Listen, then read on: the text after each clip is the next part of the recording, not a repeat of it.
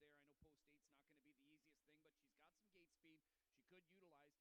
And again, here's one that, not only was in, some of her Ohio Cyrus stakes, but, then obviously the Jugette, although it didn't work out for her. Same with the Courageous Lady. But facing off against those Grand Circuit types, experience like that, although she didn't threaten, helps her out, I think, in positions like this.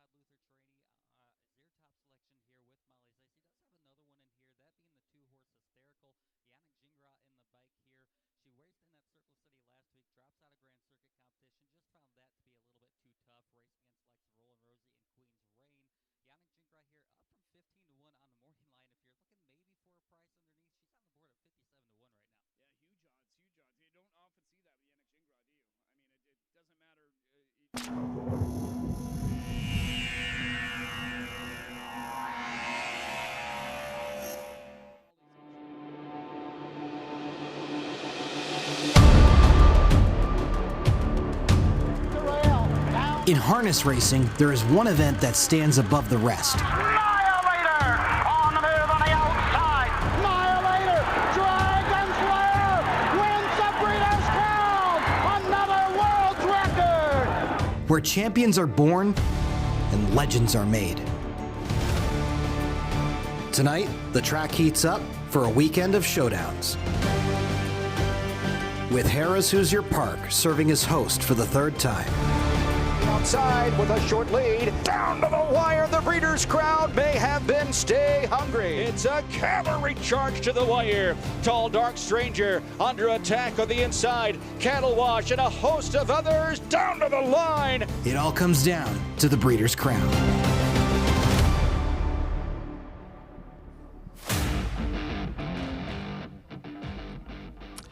The Breeders' Crown returns to Indiana. We are live from Harrah's Hoosier Park in Anderson, Indiana. A beautiful fall night. Great way to kick off Breeders' Crown weekend. 68 degrees Fahrenheit, the race time temperature. There was a heavy wind earlier today, but that has subsided. Dry conditions, lightning fast, oval, picture perfect, as we welcome the best in the sport of harness racing over the next 2 nights. This evening, the rookies take center stage. A quartet of finals for the 2-year-olds. Close to $3 million will be up for grabs, and here's how it's going to play out over the next couple of hours. Filly Trotters to kick us off. Colt and Gelding Pacers up next, followed by the Filly Pacing counterparts. 2-year-old Colt and Gelding Trotters will wrap things up in race number 13. Big showdown looming there between Carl and TCI, with a powerful group of 8 trying to knock those 2 off. It is a beautiful night as we welcome you into the Winter Circle location here, or just beside the Winter Circle at beautiful Harrah's Hoosier Park. Greg Blanchard at the desk, pleased to be joined by Jay Hochstetler, one of the local horsemen that is certainly excited for the Breeders' Crown as you look ahead to putting a starter forward again tomorrow evening. But I want to ask you, Jay, about what the atmosphere is like here locally, especially as you get closer to the Breeders' Crown, now the 3rd time it's been hosted here. Yeah, it's definitely been a buzz around here. We're really proud to host the Breeders' Crown in the Midwest. We're the only track that's really done it in recent years, and there's been a certain buzz around the track for the last couple weeks, and now with all the out-of-towners coming in, there's a big buzz towards the final night here. Yeah, for sure. And for me, it's my first venture to Hoosier Park. I have been absolutely blown away by the world-class facility, the hospitality, and just the way things are done here for an event like this. My colleague, Mark McKelvey, is joining us now. We're going to head over to the paddock and meet him. And Mark, also your first visit. What's your first impression been? Well, thank you very much, Greg and Jay. And well, my first impression is, look how long this stretch is. Of course, I've seen it on TV many, many times, but until you get here in person, you can't get a true appreciation for it. And as the horses come off the final turn here in tonight's 9th race, here you go. Here's your look at what they see when they come off that final bend, as it's basically a dead straightaway for the whole final quarter mile of the race. So an awesome experience here so far, and we got 4 great races coming up here tonight. Almost a little bit of an appetizer. But there really isn't any easing into these Breeders' Crown with these 4 events coming up tonight. As you mentioned, Greg, I am really looking forward to that matchup between TCI and Carl. And if you do remember in their last meeting at the Red Mile, it was a stretch duel, only a no separated them, with TCI coming out on top. Well, we will find out if this long stretch, in fact it's 1,255 feet, becomes a big factor in that battle. Looking forward to it all night long, guys. I'll be in the paddock. I'll catch up with many of the connections.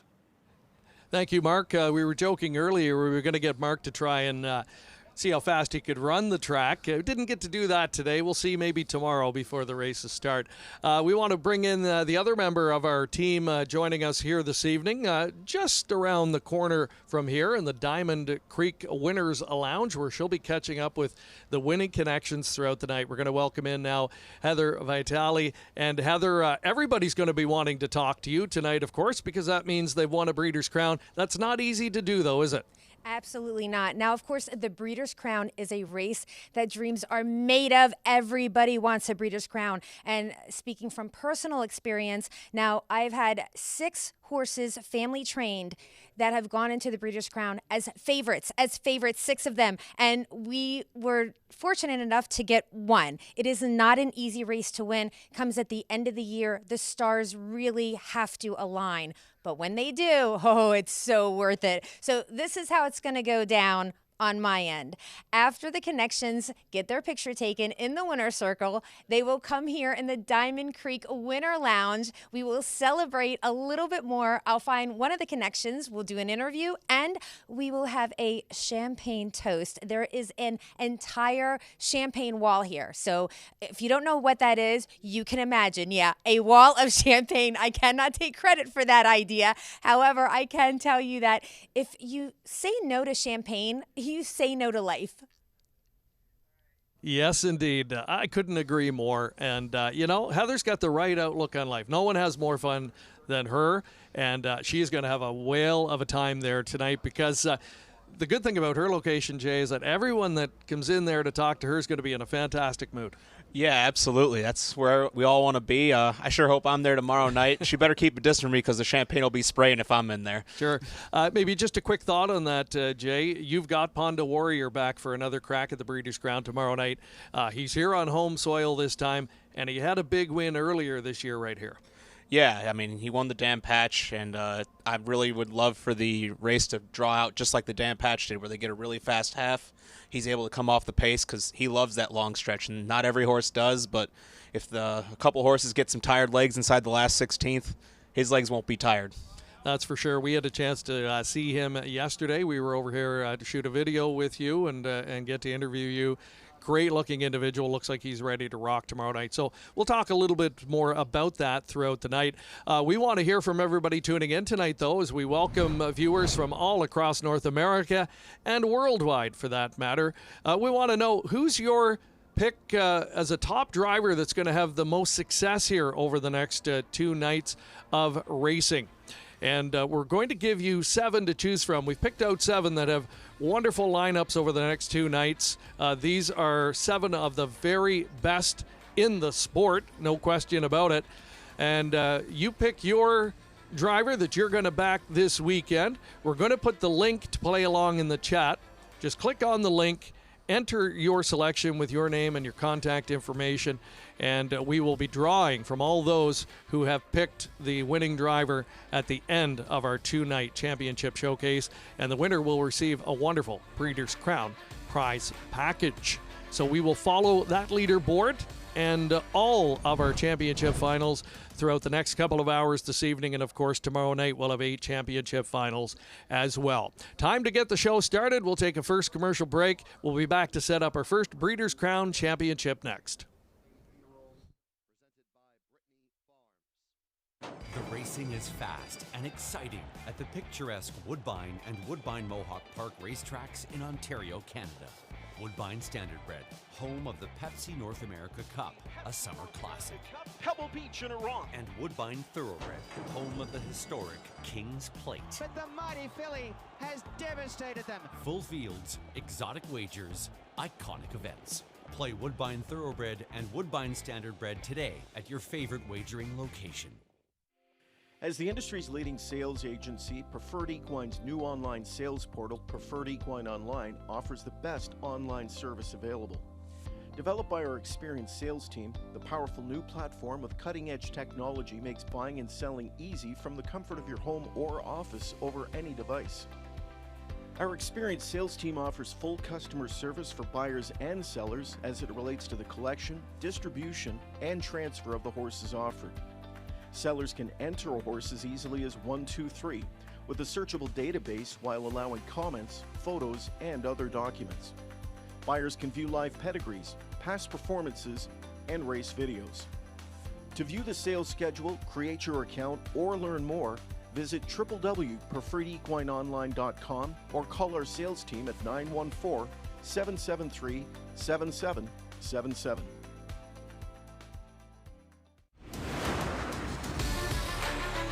Is outside, Caviar Lettuce. They reached 3/4 in 1:22.4.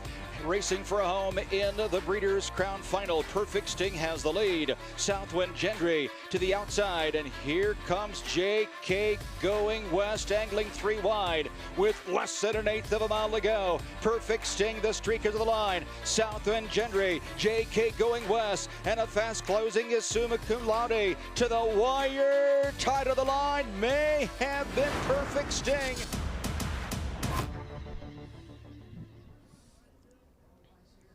Welcome back to beautiful Harrah's Hoosier Park, the 7/8 mile oval in Anderson, Indiana.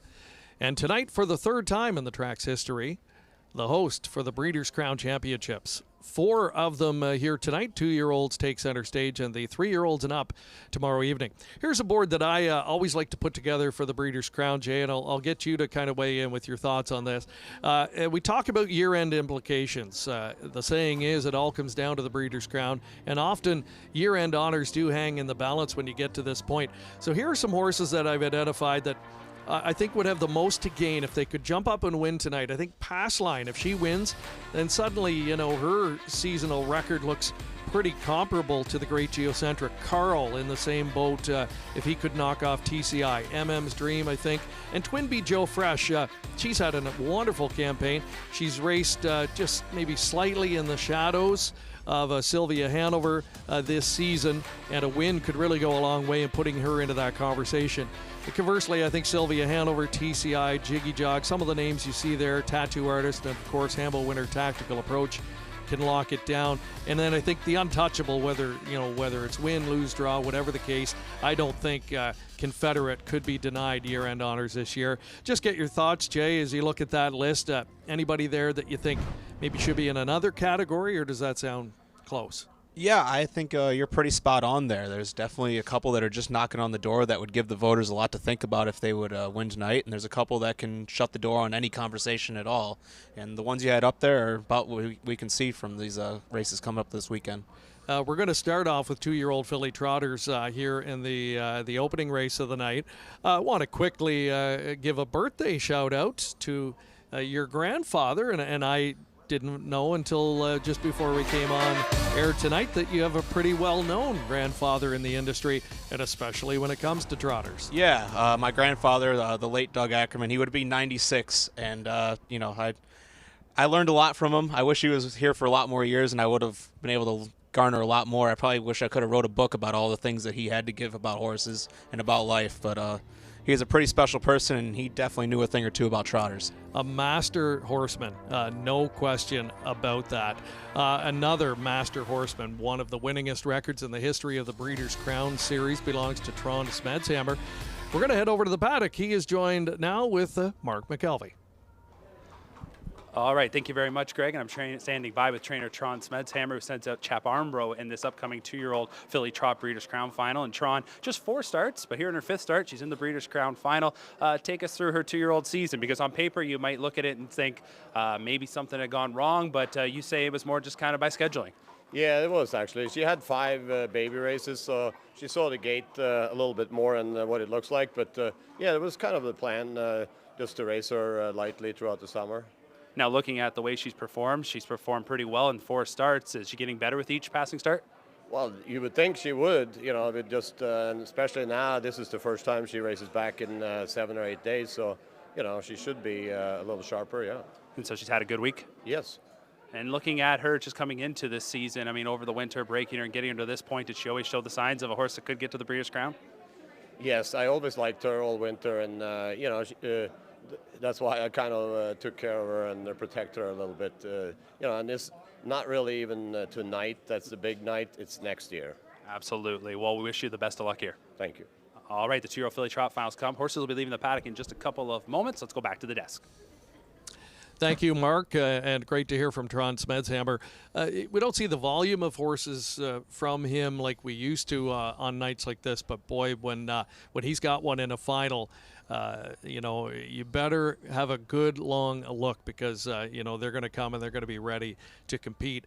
You know a lot about campaigning a young trotter. In fact, you've got a filly in the barn that's one of the very best in North America this year. Yeah, absolutely. Ponda Title, she's the top Indiana bred fillies here. At the moment, she has the most money of all 2-year-old filly trotters. Now, that's likely to change after this race coming up, but she's certainly been special, and, it takes a lot to get a filly all the way to October staying sharp. And you've had great luck with the Ponda horses as well. That's a name that we're starting to hear more and more of North American wide. Tell us a little bit about that operation. Yeah, they're a group. They're just outside of Fort Wayne, Indiana. Ponda Acres. They have a really nice farm. They raise a very nice horse. I've had 3 that have been outstanding in Ponda Warrior, Ponda Jet, and Ponda Title. And I can't say enough about them. They've done me a lot of good, and luckily I've been able to do them a lot of good at the sales after mine do good. So it's a good relationship. Absolutely, and I know you said yesterday when it comes to Ponda Warrior, especially you think, and especially if he could put a Breeders' Crown title on his resume, you've definitely got some future stallion potential here in Indiana. Absolutely. I really, he's son of Rock and Image. His dam was a very good sire stake borderline Grand Circuit mare that made over 400,000. He's got great conformation. He's got the speed. He just needs that marquee win to really cement it amongst North America that he's a player. All right, well, we have a moment getting a good look at the horses in the paddock location here just prior to coming out onto the track for the post-parade of our first championship of the night, 2-year-old filly trot. I want to say hello to some of our viewers tuning in tonight. We've got Zach Simmons watching from South Carolina. Nancy Hubbard, good friend of the show, watching from Downers Grove, Illinois. Lisa Lazaretto, apparently a neighbor tuning in. That would be my sister-in-law. Wow, there you go. This is great. This is really a part of the show I love when we do these live streams. We get to hear from our viewers firsthand and can chat with them in real time. It's a lot of fun. How about Robert DeSara tuning in from Italy tonight? That's amazing as well. And a big welcome to everybody tuning in. We've got a lot of people watching on our various feeds tonight. Great to have you on board. Again, make sure to check the chat for that link to enter your pick tonight in our drivers contest. What a great field of 10 that we have assembled here. It's a good betting board early on as well in this final. We're looking ahead to some really marquee matchups later on tonight, but there's a good one here. When you look at the inside 3 especially, Soiree Hanover, By a Round, Drawn Impression, they leave beside each other in the gate, and all 3 are coming in excellent form. Absolutely. I mean, Soiree's had the longest break amongst them, which since she had the bye, winning the Jim Doherty. But you can't knock 3 wins coming off the last start, and they all look like they're in top form. Great job by the trainers to get them here to this point. And in terms of the Jim Doherty, I'm sure you were here that night and saw that in person. How impressive was it? Yeah, I was actually second to her that night. So she put in a really sharp effort. She was first up. It was, not the fastest mile, but the track really wasn't set up for speed that night. And I think it's important to get a start over this track. You can kind of get a feel for how your horse is going to handle that long stretch, and she clearly handled it very well. All right, a few more folks tuning in tonight. We've got Glenburn Farm from Southland, New Zealand. Milford Cumberland from Vancouver, British Columbia. Earlier tonight, I met Rick Uppel, the former voice of Fraser Downs out there, and he, of course, is living in Indiana now, and he'll be on the show tomorrow night for a couple of segments as well. Jordan Fry, does that name ring a bell? Yeah, he's in the starting car there. He's in the starting gate. He's watching and tuning in from the starting gate. How cool is that? Matt Timalilo Hopefully I'm pronouncing that correctly, from Pinehurst. That would be my second trainer. Wow. This is incredible. And there is an incredible shot of that long, massive home stretch here. Love the track here. Look at the beautiful tarmac. They've got the cornhole games happening there, barbecues, food trucks, the giant hospitality tent there as well. This is a beautiful facility, probably second to none that I've seen in North America. Yeah, they've done a great job. I mean, it's really impressive. We've had quite the drought this year, so to have it as green and lush as it's looking right now, you can't ask for a better looking track at the moment. And, maybe just a thought on racing here. Now, you located here a few years back, correct? Yeah, I moved here in 2020, right after the COVID break and everything. I moved my whole stable here and haven't looked back. Yeah, I was going to say, for somebody that's maybe not quite as familiar with the racing scene here, what do people need to know about racing in Indiana? It's a great program. We're only one track, so we're very unique. There's hardly any. Can't think of anybody else that's really like that. It's one 7/8 mile track, so you got to have a big track horse. But there's lots of money to be made if you got the right type of horse for it, and it's a great program with not a lot of shipping like other places do. All right, we are just a few moments away from meeting the field for our first championship event of the night. 2-year-old filly trotters in the Breeders' Crown again, close to $3 million up for grabs here this evening. So very lucrative paydays potentially for some of these performers tonight. In fact, $700,000 on the line in our first contest equals the highest purse ever for this particular division of the Breeders' Crown. You look at some of the past history in the event, stakes record 151-4, the Great Mission Brief from back in 2014. And I think we've got enough horsepower here, Jay, that on a night like tonight where it's, I would say, almost abnormally warm for this time of year, they could certainly be in that time zone, I think. I think you're absolutely right. When it tends to get unseasonably warm here late in the year, you tend to get a bounce in the speed. And if it sets up right to the 1/2 and 3/4, it'll definitely be knocking on that. And what do you expect tonight versus the eliminations a week ago where we had short fields? There were some races where middle halves or horses were able to maybe steal a bit of a breather. Probably not going to happen tonight. So how different do you expect things to be? I think you're absolutely right. You're not going to be able to get away with a cheap half tonight. Nobody's going to be falling asleep. Somebody's going to be moving early, especially from the back, because you're not. You can make up a lot of ground in that big last quarter, but if you're that far back and you got a breather on the front, you're not going to be able to get them. So you're going to have to push the envelope. And you're hoping for that, of course, tomorrow night again as we look ahead. 100%. The faster the fractions, the better, says Jay. Certainly tomorrow night in that open pace as we look ahead to that. But, yeah, there's a lot to look forward to here this evening. And, again, for those tuning in tonight, make sure to check out the link. We're going to keep it posted in the various chats. Again, we're on several different platforms tonight. The Breeders' Crown, YouTube and Facebook channel, COSA-TV, Facebook and YouTube, and, of course, Harrah's Hoosier Park as well. Trotters waiting patiently. Love the body language we're seeing here in the paddock location. These are classy horses, and this is what you want to see, correct? Yeah, absolutely. These are, you're always worried about 2-year-old trotting fillies. It might be squirrely, but these horses that make the Breeders' Crown this late in the year, they're about old pros at this stuff. Even the ones that, like Tron's horses, only got 4 starts. They tend to have figured it out by now. And by this point on a typical night, you would have been out to warm up. You can see how the horse is behaving. Would you get a good indication at this point, whether you think the horse is likely to have their A game, or maybe you'd be concerned if the body language wasn't quite what you're used to seeing? Yeah, I think these trainers, they've warmed them up. They know how they warm up throughout the year. So if they're similar to how they've been going through the whole year, they're going to have a good feeling. And if something seems different when you're coming down the lane, warming them up, you might be a little concerned. Or if they're shaking in the paddock, and that's unusual for them, that would maybe make your heart beat a little faster than it normally does. But for the most part, the ones that have been shown on camera, they look cool as a cucumber. Yeah, just had a look at Drawn Impression. Now, this is a filly I know quite well from north of the border, racing at Woodbine Mohawk Park much of the season. comes from the high-powered Luke Blaze stable, owned by Determination, one of the more prominent Canadian owners, one of the most prominent owners in all of harness racing. This filly's ultra-talented. She's looked like something special all season long. Unfortunate, though, for the connections. She picked Mohawk Million Night to have an off night. She and her stablemate both made breaks going into the first turn, as did TCI. That was a wild race. You probably were watching in that night. But, whereas TCI was able to rally and come back and win it, she never really got into contention. So great to see her bounce back with an elimination win here last week. Absolutely. I thought that Peaceful Way victory of hers was one of the most impressive miles I'd seen the whole year.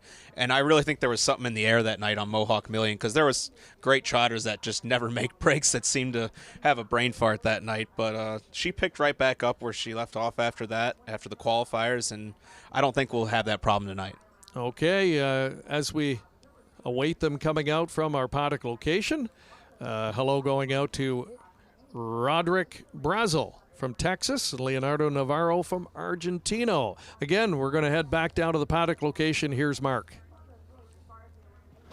All right, thank you very much, Greg. I'm standing by with trainer Lucas Wallen, who sends out Soiree Hanover, the Breeders' Crown coming up in mere moments. And Lucas, you got the bye. You got the unique situation where you didn't have to race in the elimination. So what's the time been like heading into the Final Four? It's been great. She had a good race there in Lexington, and we shipped her home to Jersey. And she had a couple of nice weeks there at home in her own paddock. And we trained her the way we always do, and she feels great.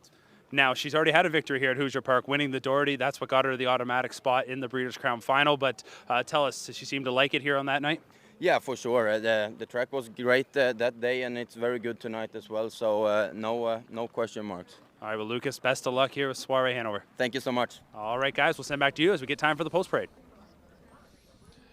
Thank you again, Mark. Lucas Wallen, one of the young superstar trotting trainers in North America. He won the 2021 two-year-old colt trot in the Breeders' Crown with Rebuff, and he'll look to add a second crown title here tonight with Soiree Hanover from post position number 1, daughter of Wallner, and he was the 2016 Breeders' Crown two-year-old colt trot champion.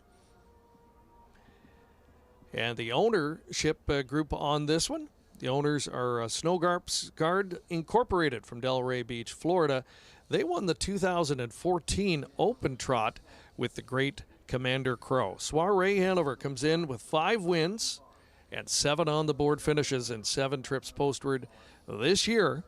And a victory tonight just may put her in the front running position for year-end honors. Tim Tetrick on board. She's 5-2.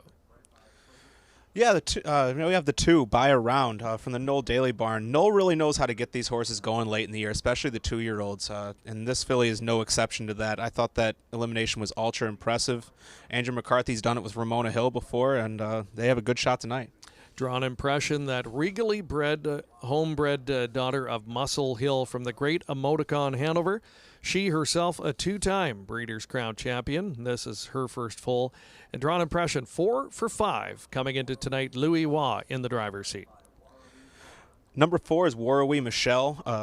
Ocas Vonstead training and driving. He picks this one out of his barn from the number 7 horse. I thought she was the most impressive elimination winner. She did that handily on an off track. That was probably the best elimination performance I saw all weekend. Chapellonia will be the number 5 on post parade. Good mid-gate starting position for this filly. She's a daughter of Chapter 7, Annie Stobie, does the conditioning on this one. Dave Miller, one of the most successful drivers in the history of this particular division. He's had 3 wins prior in the 2-year-old filly trot. He'll look to make it a 4th tonight. Nice filly, 2-time winner in 7, ultra consistent. Both of her most recent losses came in narrow fashion, including a closing second-place finish in the elimination. Number 6 is Chef Armbro from the Tron Smedgehammer Barn. He's no stranger to the Breeders' Crown. 9 titles to his name. She was pretty sharp in the elimination. The Dexter Dunn pickup in the elimination was looks like it's going to be a good combination. Daughter of Chapter 7, just like Joviality 2 years ago, could be again. Trainer Åke Svanstedt has strengthened numbers here in the field. 3 starters, including number 7, Sierra Girl. Scott Zeron in the midst of what can only be described as a dream season, and looks to add another Breeders' Crown to his resume here. She's won half of her 8 starts, hasn't missed the board, and $250,000 on her card. The 8's going to be Sugar Instead. Might be the most unknown horse if you're not from the Midwest in this group. A daughter of Volstead from a small crop in Ohio. She was only $11,000 yearling purchase, and she's made that many times over. Regular driver Ronnie Gillespie on the bike, Virgil Morgan. 8-hole might seem like it scare people away, but she's not going to be scared of it, looks like. And another from the powerful Svanstedt stable, Senorita Palima, 3-time winner this year. Another who has not missed the board, close to $200,000 earned.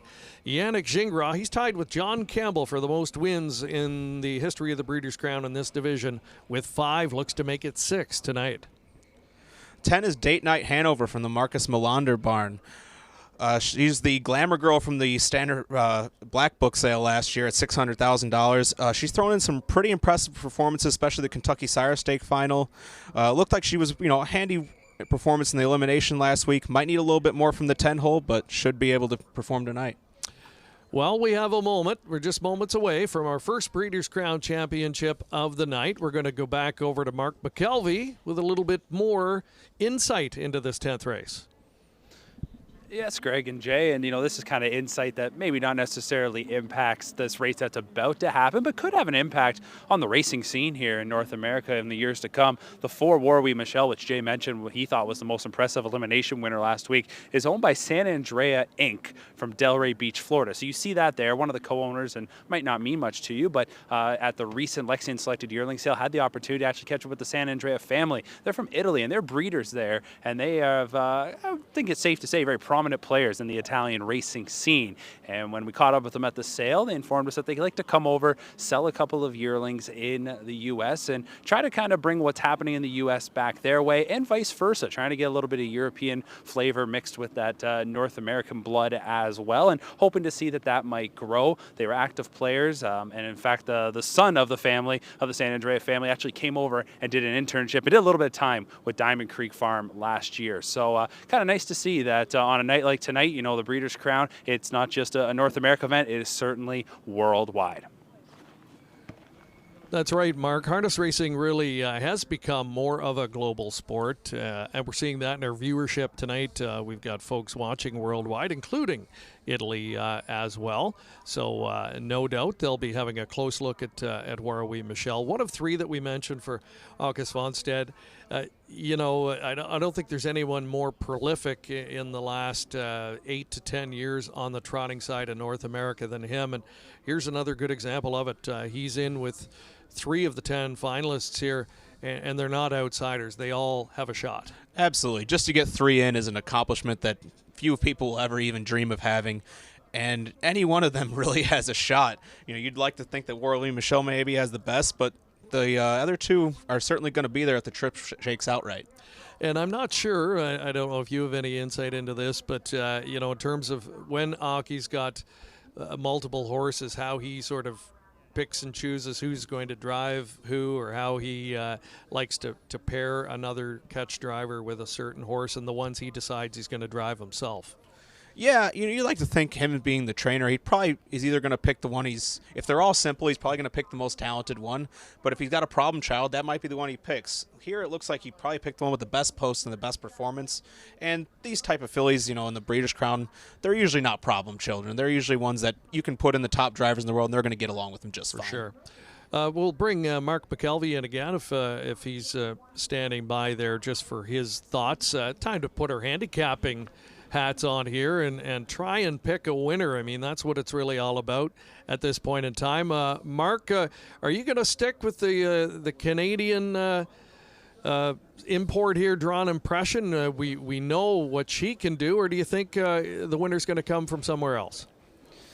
Geez, guys, I don't want to look like a bit of a homer here, but I am backing the 3, Drawn Impression. And I know that you saw that break in the Mohawk Million, and then she couldn't get a start until the Crown Elimination, so maybe there were some question marks, but I think she answered all those questions with her performance last week. And, trainer Luke Blaze had so much success, not just in Canada, of course, but I mean in the United States. And here in Indiana, has already won a Breeders' Crown. Moticon Hanover is the dam here, so I mean just a regally bred filly. But I'm also going to keep a pretty close eye on Soiree Hanover. And right now I'm just trying to look up at the board of what we have here. But, 5-2 on this filly that has done pretty much almost everything right. I mean, she's got 5 wins and 7 starts. The only times that she got beat, of course, she still finished in the top 3. I mean, one of those races, there wasn't much she could do. She trotted home 27-1 and was only able to make up a couple of spots. So I think a 3-1 would make a lot of sense here, and that's what I'll back. But a real competitive race right now, guys, seeing that 2-1 favorite on the board. Great betting board, really deep, and I think contentious field on paper here. What a way to kick things off here tonight. What a range in yearling prices here as well. Sugar Instead, the 8, just an $11,000 yearling. She has $368,000 on her card this year. 2 doors down, Date Night Hanover, a regally bred $600,000 yearling purchase. And she's had a solid campaign herself with just over $300,000 made. She gets the White Knight, Brian Sears, and boy, if anyone could find some magic from an outside post, or actually, I guess it's a trailing post here. Trailing post, yes. Yeah, no, I have to catch myself there. You're right. But if anyone could weave some magic, I think it's him. He's one of the most accomplished drivers in the history of the Breeders' Crown Series. I can't agree more. In my opinion, he's got the best hands in the business, and if you want to win a big race, put Brian Sears up. Well, there you have it. As we get ready to go here, I'll put you on the spot just for a selection here. I love Buy Around at 5-1. I mean, Noel Daly's no stranger to getting these trotters going, and she came from off the pace last time. Now she's got the 2-hole. I don't think she's going to be that far back this time, and at 6-1, that's a really good value. I'm right with you. I think the price is right on Buy Around relative to the rest of the field. Based on her current form. So much good form coming in. What a talented field. What a way to kick off Breeders' Crown Night 1. And here's Michael Chamberlain standing by with the first of many Breeders' Crown calls next. 2-year-old filly Trot, co-favorites at 2-1 are Drawn Impression and Warrawee Michelle.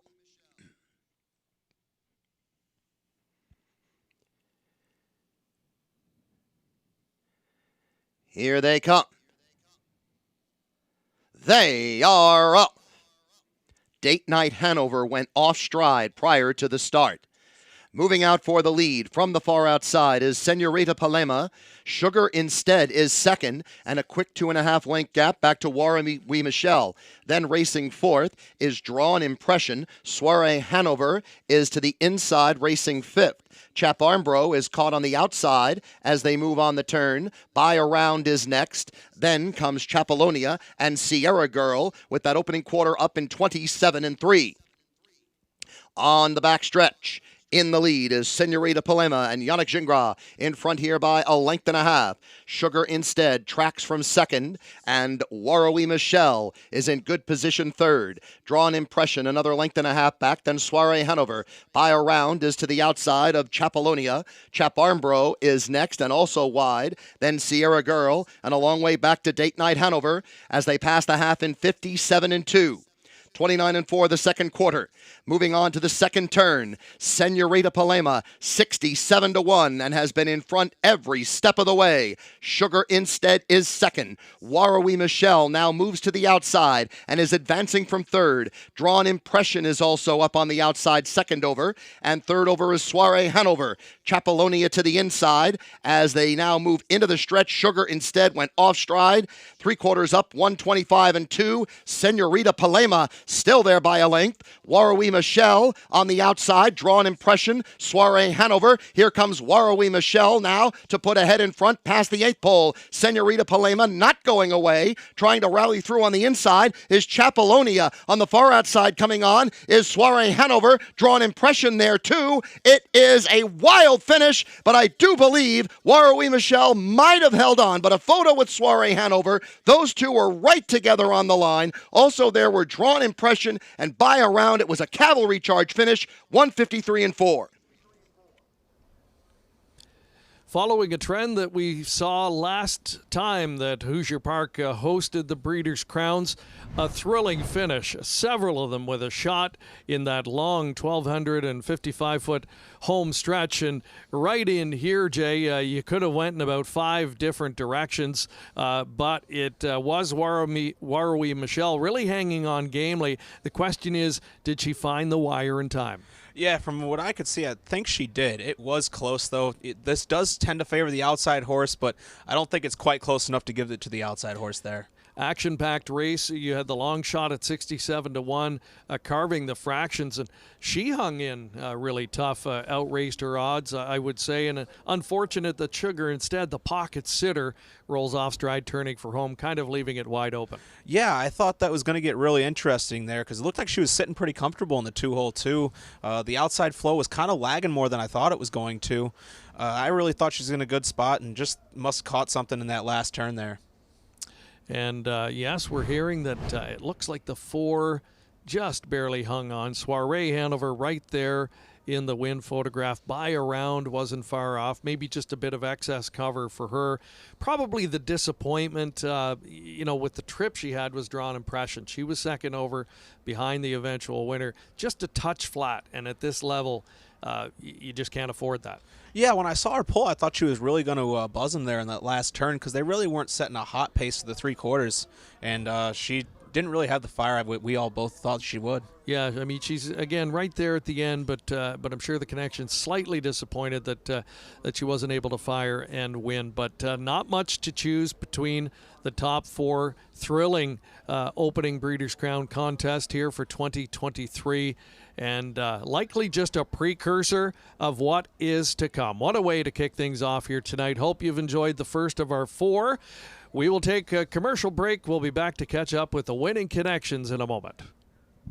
By now, you know the name COSA-TV, an industry leader producing unique, high-quality digital content promoting harness racing in Ontario.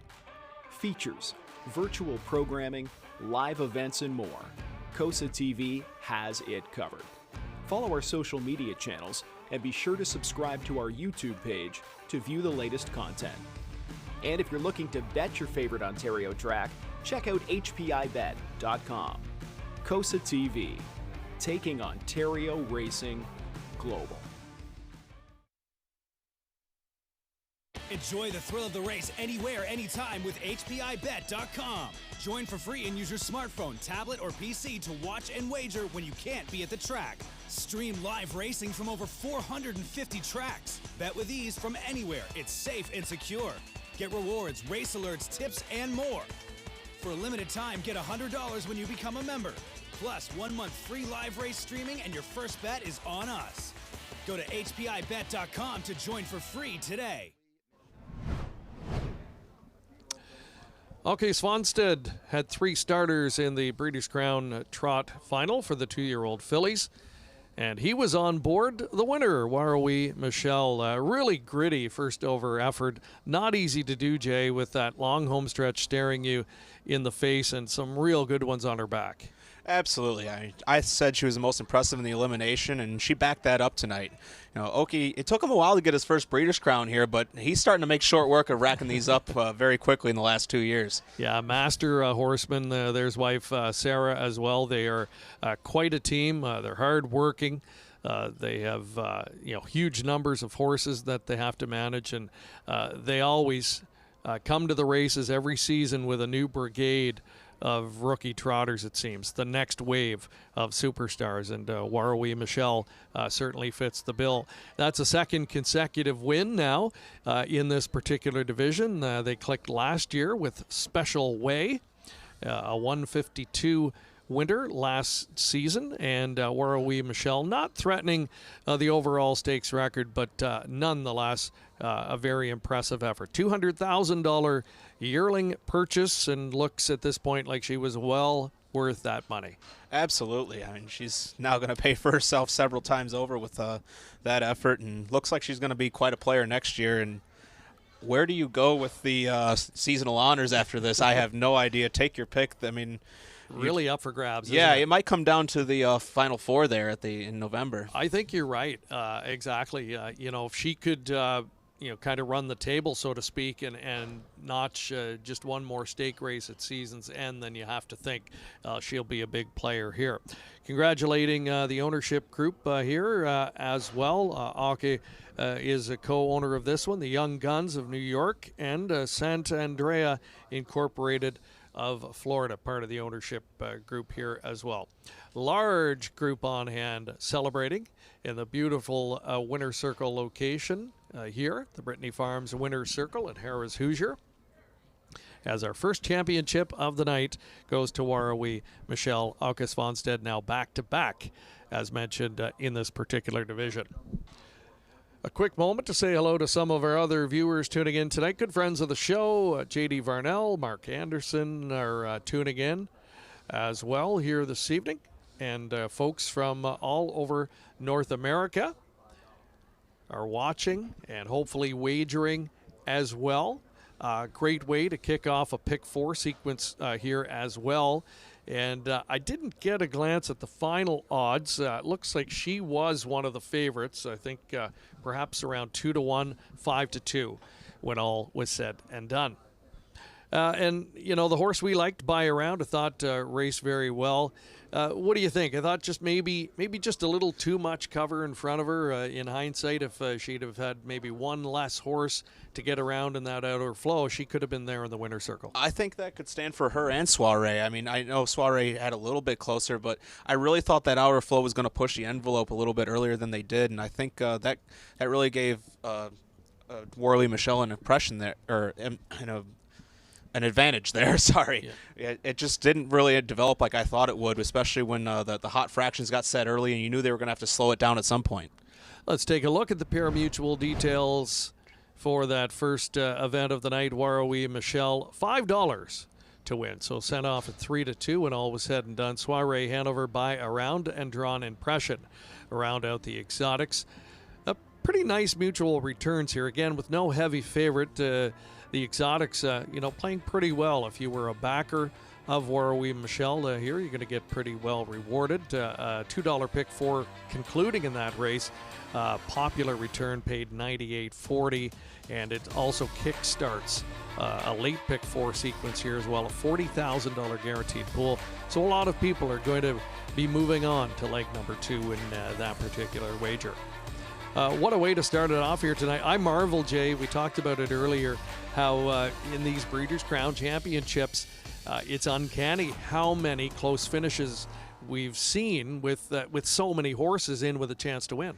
Absolutely. Hollywood Hayden threw a stat at me this week. He said the last time the Breeders' Crown was here, the 2-year-old Breeders' Crowns, you could separate all 4 races by a length and a half margin of victory between all 4. So if we're going to have 3 more like this one tonight, we might challenge that record.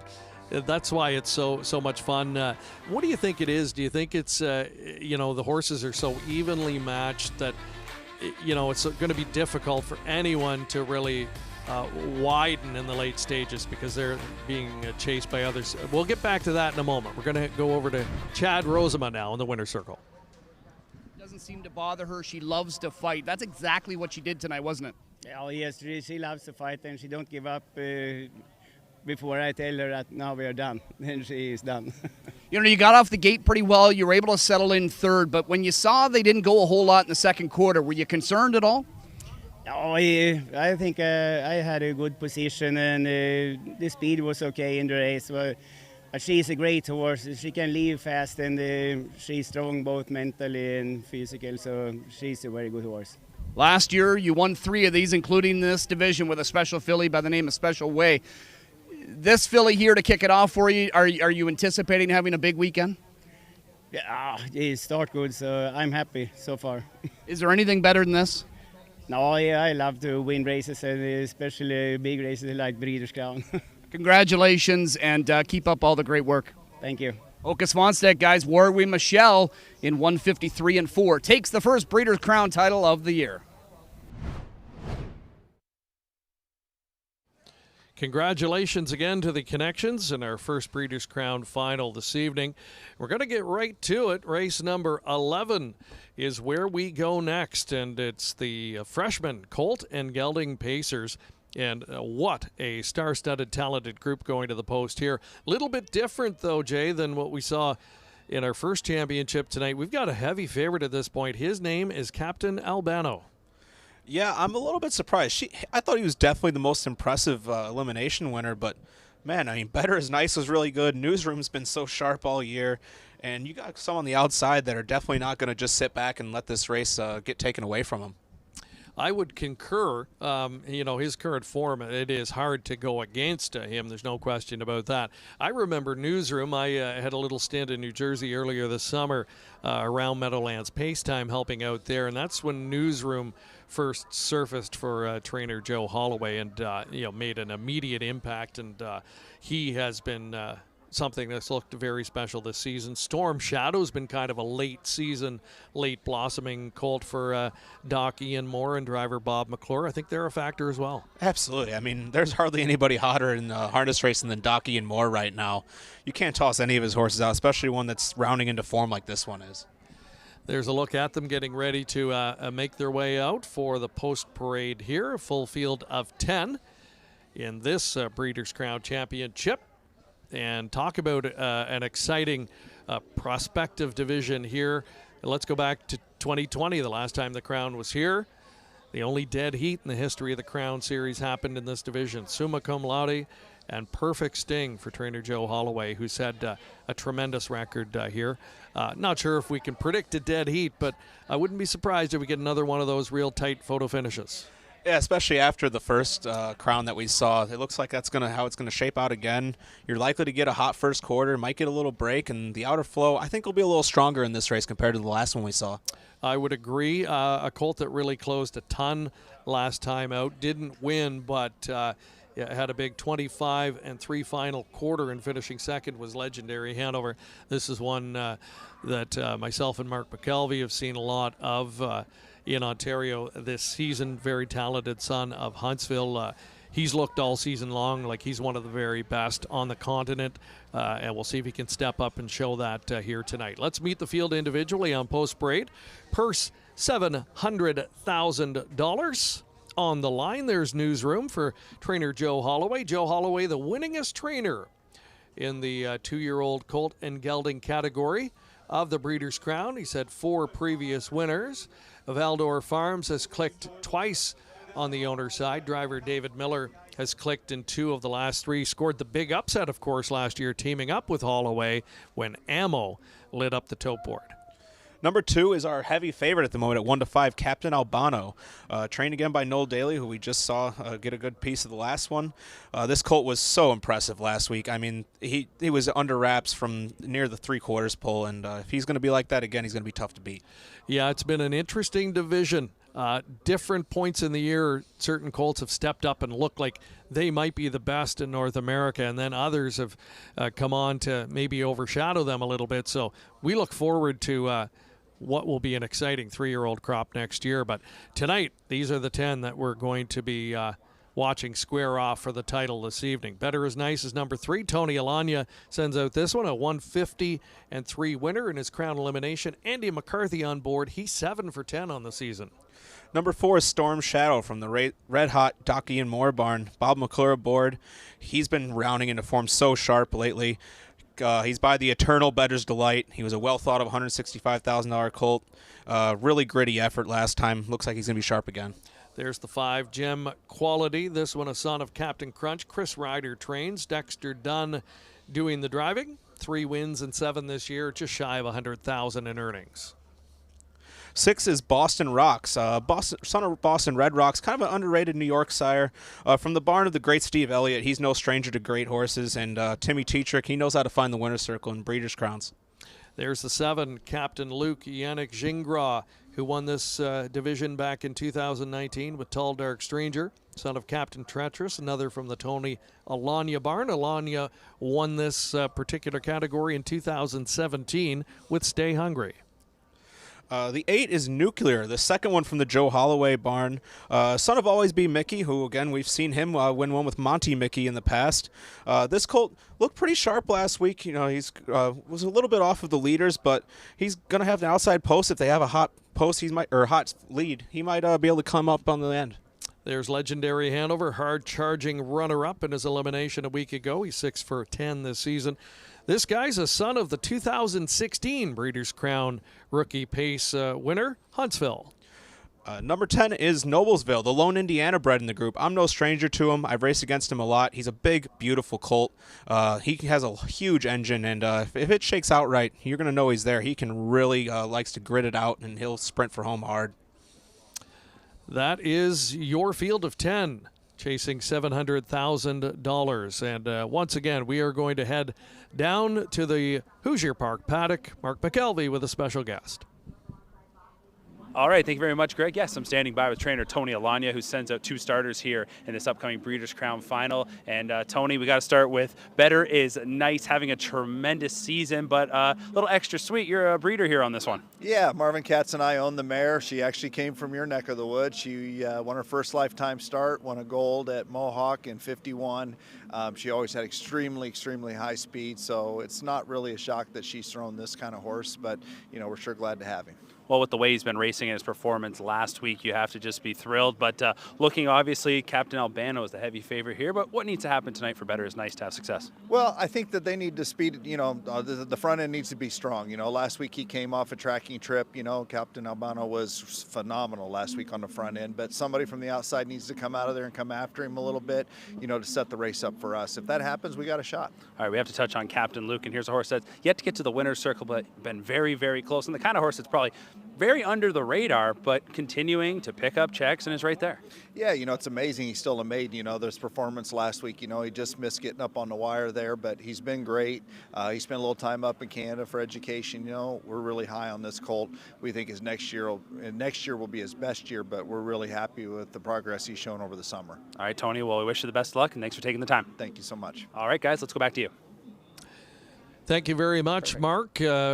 Right now it's time to go into the Diamond Creek Winners Lounge. Here's Heather. Hey guys, I have Filippo Engenman with me. And first of all, why don't we go through the owners? Why don't you talk about, gosh, there's a lot of people with Warri Michelle that are celebrating here at the Diamond Creek Winter Lounge. Yes, correct. It's us, Aukis Vanstead, and Young Guns with Jeff Gurl and David Stolz. You might notice that he has a little bit of an accent. There's a big reason. He's from Italy. Wow, you just got here yesterday for this race. Yes, that's correct. We arrived yesterday night, and we're going to leave tomorrow morning at 8:30. So we just came here for Warri Michelle, and it was worth it at the end. You must have really thought you had a good chance going in tonight. Yes, we thought, but until you don't see the line at the end, it's difficult to say. Hopes were a lot, but we are here, so happy to be here and happy that you won and everything went very well. This is a huge deal for you because you haven't been in the business very long, right? So in Italy, yes, but it's just a few years that we moved here in the US. This is the 3rd year that we buy fillies in Lexington. We bought one last year and two 2 years ago. Last year we got Life Itself that she was in. It's been a good so far. Yeah, you are on the map. Let's hear some cheers. Woo! Congratulations. Back to you guys. Thank you very much, Heather. She's got things fired up in the Diamond Creek Winners Lounge. That will be the place to be here this evening.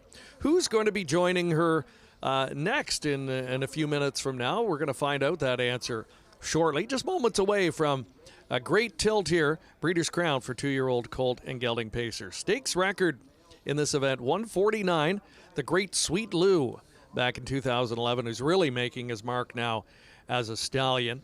I think, again, we've got the talent that could threaten that kind of speed if the fraction's set up. Absolutely. You're going to need the fractions here. That mile by Sweet Lou is really just incredible, considering all the good colts that have come through and really haven't quite been able to touch that mile. It's going to take a big effort, but if you get some hot efforts from the outside here, it might happen. We have a huge crowd watching online tonight. Great to have you all on board. Let us know where you're tuning in from. That's something we always love to find out. Let us know who your pick for driver of the weekend is going to be. And just give us your thoughts on the night in general, maybe who you like in this upcoming contest or a little bit later on this evening. Mark McKelvey If he's still there, we'll bring him in here in a second for his pick, but we'll let you go first, Jay. Who do you like in this spot? I'm going to let – I know Captain Albano was so impressive last week, but so is Better is Nice. That was a huge effort. I didn't know how he'd react coming off the red clay, but he clearly likes it just as much as he did there. 7-1 is a crazy price on him given how good he raced last week. Mark, if you're on the line, who do you go to? Trying to stay away from getting tagged as a homer here, but I'm trying to beat Captain Albano. I mean, he is the pick in here, but I'm going to look to Storm Shadow, who has won 3 in a row, and I think it's just kind of, with each passing start, just continue to take another step forward, and he powered to victory in his elimination home in 26-1, 3 consecutive wins, a super final champ, so I'll try and take a bit of a flyer here. If you're going to find someone to beat Captain Albano, give me the 4, Storm Shadow. Jake Newsroom, been a big fan of this guy from day one. You've got the Holloway Dave Miller factor and the Valdor Farms at play as well. Again, here's Mike Chamberlain with the call of the Breeders' Crown 2-year-old colt and gelding pace. Gate for the $700,000 2-year-old colt and gelding pace. 2-5 on Captain Albano.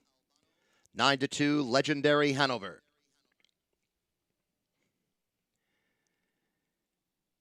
Here they come. And there is a recall. There is a recall.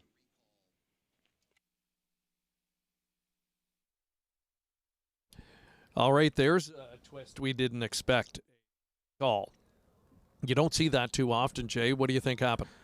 Yeah, it looked like with the trailer here, you kind of get, if the one gets rank, you might have a problem with that.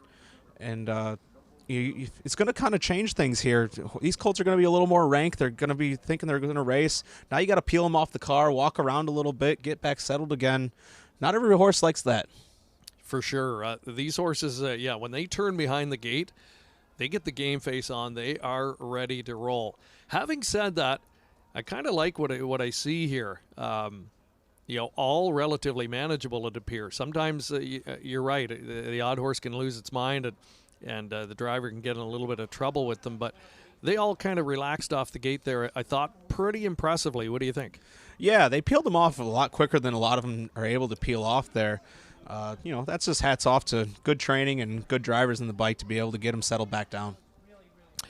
Well, while we have a moment, let's say hello to some more viewers tuning in tonight. How about Heather Mello watching from Bermuda? Nice place to be. Sean Burton from Lima, Ohio. Dave Erickson from Niagara Falls as well. And Mike Stelnicker joining us as well. I guess we're going to head back over now to Mark McKelvey. He's got some information for us. Mark? Yeah, thank you very much, Greg. And standing back here just outside the paddock, basically where the horses come out onto the track. And that's where a lot of the trainers and the connections gather to watch the race on the screen and live as well. And you could hear kind of a bit of a gasp, but right away, as soon as everybody saw the one newsroom off stride, I heard multiple people quickly say, recall, that's got to be a recall. So I think it's pretty unanimous. Everyone understands exactly what did happen there and that the right call was made. But then, as Jay mentioned, then you start to look at their faces and you realize, okay, how's my horse going to react to this? It was a bit of a, it's a late recall. It's almost right at the start. They're revved up. They're ready to go. So as Jay mentioned, peeling them off the gate, a little easier said than done. So I think it's safe to say there's a few anxious moments back here right now. That said, one person's face who I saw kind of drop and then maybe pop back with a little life was that of Joe Holloway with Newsroom making that break, who will now get another opportunity to go behind the gate. Jay, there really has been no sign of this from Newsroom all season long, and I guess it would be hard to pinpoint, and he maybe won't know until after the race, until he talks to driver Dave Miller, exactly what happened. Yeah, the one thing I can say is if you have the rail here at Hoosier, if you get him in there early, it really is tough to keep him off that gate because it is going a lot slower than it is on the outside. So if you got him a little revved up, you're wanting to take out of there, you can get kind of in a tight spot on the rail. Where do you ideally want to be sitting in a race like this? If you could map out your perfect trip scenario here at Hoosier Park, what is it? I really think the second over trip is the ideal scenario. As long as your first over horse is gaining ground, giving you live flow into the race, that's really the best spot. That means you didn't overuse your horse early. You're close enough where you can catch somebody where they're not going to be able to sprint away from you too hard. Anywhere farther back than that, you're going to have some luck swing your way. But there, if you got the right horse, you'll get there. As we mentioned earlier a couple of times, the longest home stretch in harness racing. There is a passing lane. Tell us about the passing lane here. Yeah, I'm not the biggest fan of it. It's won me races, it's lost me races. You know, it's such a long stretch, it seems silly to have it, but it's brought in a lot of long shots over the years, and it very well could. You know, if a horse from the inside that isn't well thought of just sucks along and gets the right flow from the inside and likes to come up the inside, that's the other factor. You can sometimes get a horse that'll absolutely shock you to shoot slingshot off the leader from there. And just had a look at it there. We should say, too, that the passing lane here doesn't start until probably about 2/3 of the way down the stretch. Yeah, it hits the, it's right at, just a touch after the 7/8 pull there.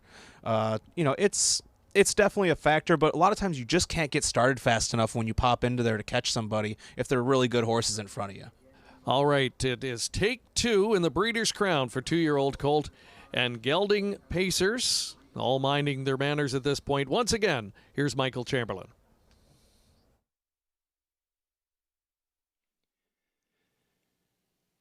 Here they come.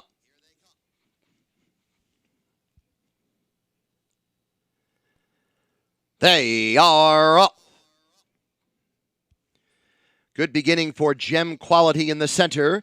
To the inside, Captain Albano, and Legendary Hanover moves up from the outside post. Storm Shadow 4th. Newsroom is 5th, followed by Better Is Nice. Noblesville from the second tier is right there. And 7th position, racing 8th, Boston Rocks. And then 9th is Captain Luke. Nuclear is the trailer, following a fast first quarter of 26 seconds. Legendary Hanover is the pace setter.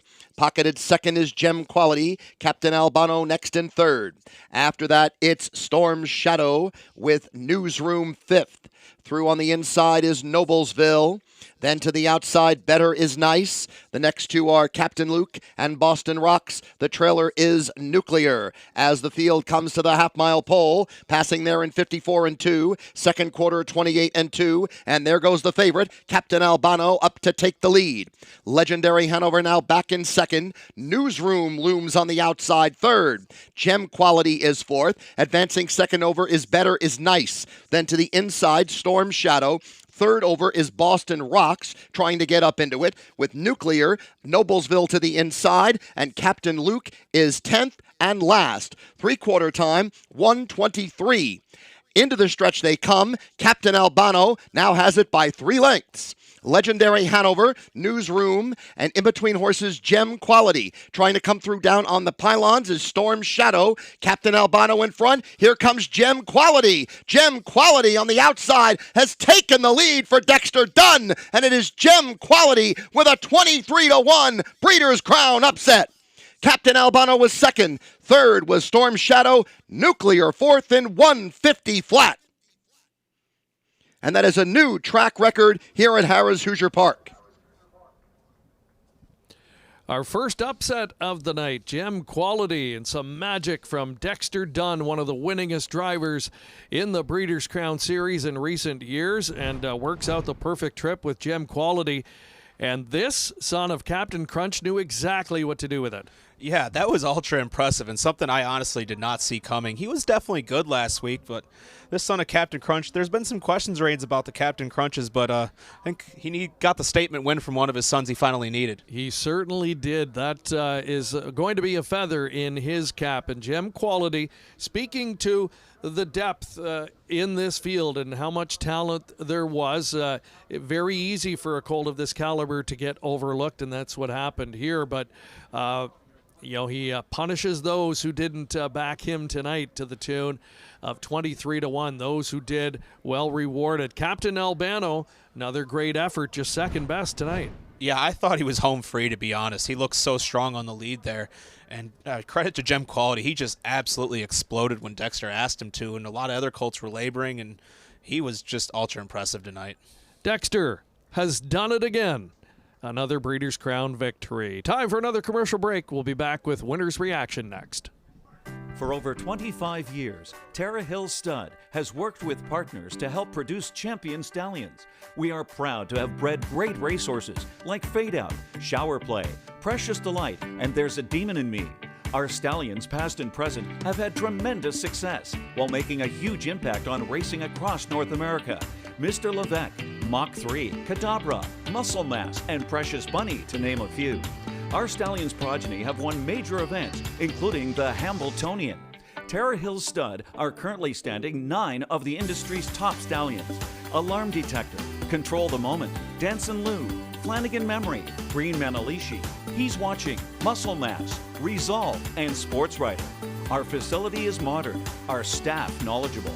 Consider Tara Hills Stud when choosing a home for your stallion. Tara Hills Stud, where champions stand and champion yearlings are raised. Log on to tarahills.com.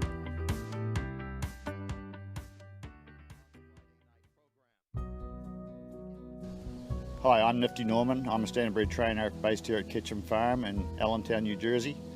I have a stable of around 60 horses, and we use polyglycan pretty much exclusively on all of them.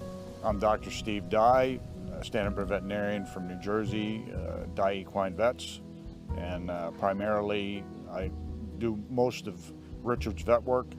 And we use polyglycan extensively to maintain joint health, and polyglycan is a big part of this process for us. Bella Bellini is probably the best horse I have and probably the best horse I've ever had. She is relatively high maintenance and has raced hard for the last 2 years. In that 2 years, she's basically won $1 million each year, and polyglycan's been a big part of keeping her sound and healthy. Polyglycan is restricted to use by or on the order of a licensed veterinarian. Gem Quality at 23-1, a 150 winner in the Breeders' Crown Championship for 2-year-old colt and gelding pacers. There's trainer Chris Ryder, his first win in this division. Somewhat surprising that it is his first. Surprising as well, it's the first win in this division for driver Dexter Dunn. Yeah, 2 guys you just think have damn near won every division that they've been in so far, for pacers especially. But sometimes it just takes a while. You got to have the right 2-year-old colt, and this certainly is the one. And the sire, Captain Crunch, a past winner in the division. Yeah, it's there's quite a few connections here. There's some firsts, but obviously he's a first crop sire. To get his Breeders' Crown winner in his first crop is pretty impressive. And very happy winners circle group. The ownership group on this colt includes the Let It Ride Stables, Bottom Line Racing, Brad Grant, and the Enviro Stables. All owners that have accomplished great things in the sport, and they add a Breeders' Crown trophy to their with a homebred to boot. With a homebred to boot. Really a great story here. And, for those who backed the colt, going to get very well rewarded on the tote board as well. Now, I'm not sure if the odds we're seeing there are correct or not. If there was a late shift, showing 79-1 there. So we're gonna have to get clarifications. We'll find out when the prices are posted. There we are. There they are. So now 23-1 was the correct price. Gem Quality, 48.60 for the win. Exacted with the favorite in behind, a $1.17.40. Nice try as well at $750. Check out the 20-cent Super. 2,200 and change. Wow. Incredible payouts all the way around here. And what a wrinkle that's going to throw into that late pick four. Yeah, I think we're going to see some boxcar numbers by the end of that here, especially if we can get one big more number across. All right. It is a very fun winter circle festivity here happening in behind us. Chad Rosema is going to try and rustle up the winning connections here in a moment. Looks like he is standing by as the connections celebrate. We'll join Heather Vitale shortly as well, as she'll catch up with some of the folks in our Diamond Creek Winners Lounge as well. Hello to Joanne Ponteri, who's tuning in on the Breeders' Crown feed. Jackie Hauff as well. Of course, good friend Mark Anderson chiming in there as well, talking about Dexter Dunn being on fire. What's new?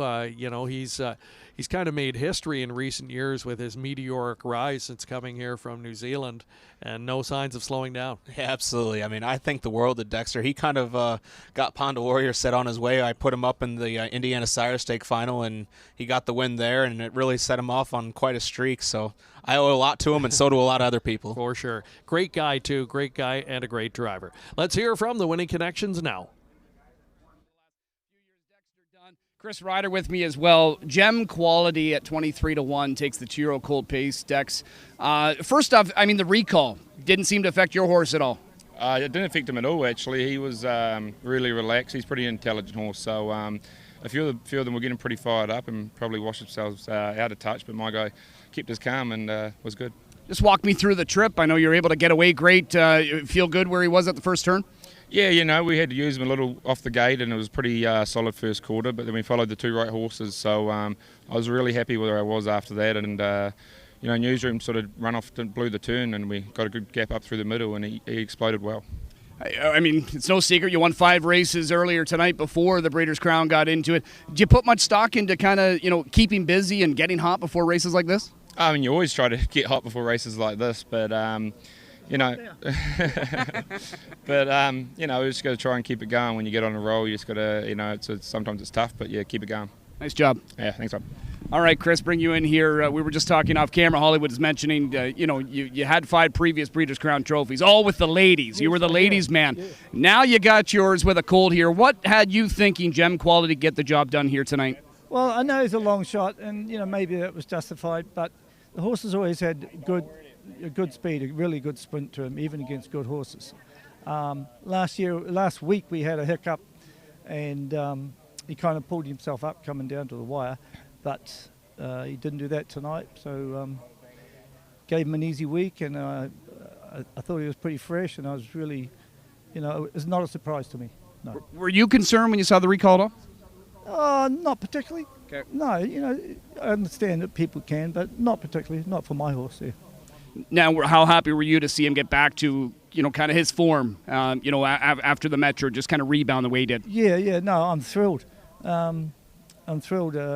We thought twice about coming here. We thought, why not? And we pulled it off. So you got to be in it to win it, and that's what makes racing such a terrific business. You never know who's really going to win. Yeah, you're right. You got to be in it to win it. You won it. Congratulations. Thank you. Great. All right, there's Chris Ryder and Dexter Dunn team up with Gem Quality to take the 2-year-old Colt and Gelding Breeders' Crown final.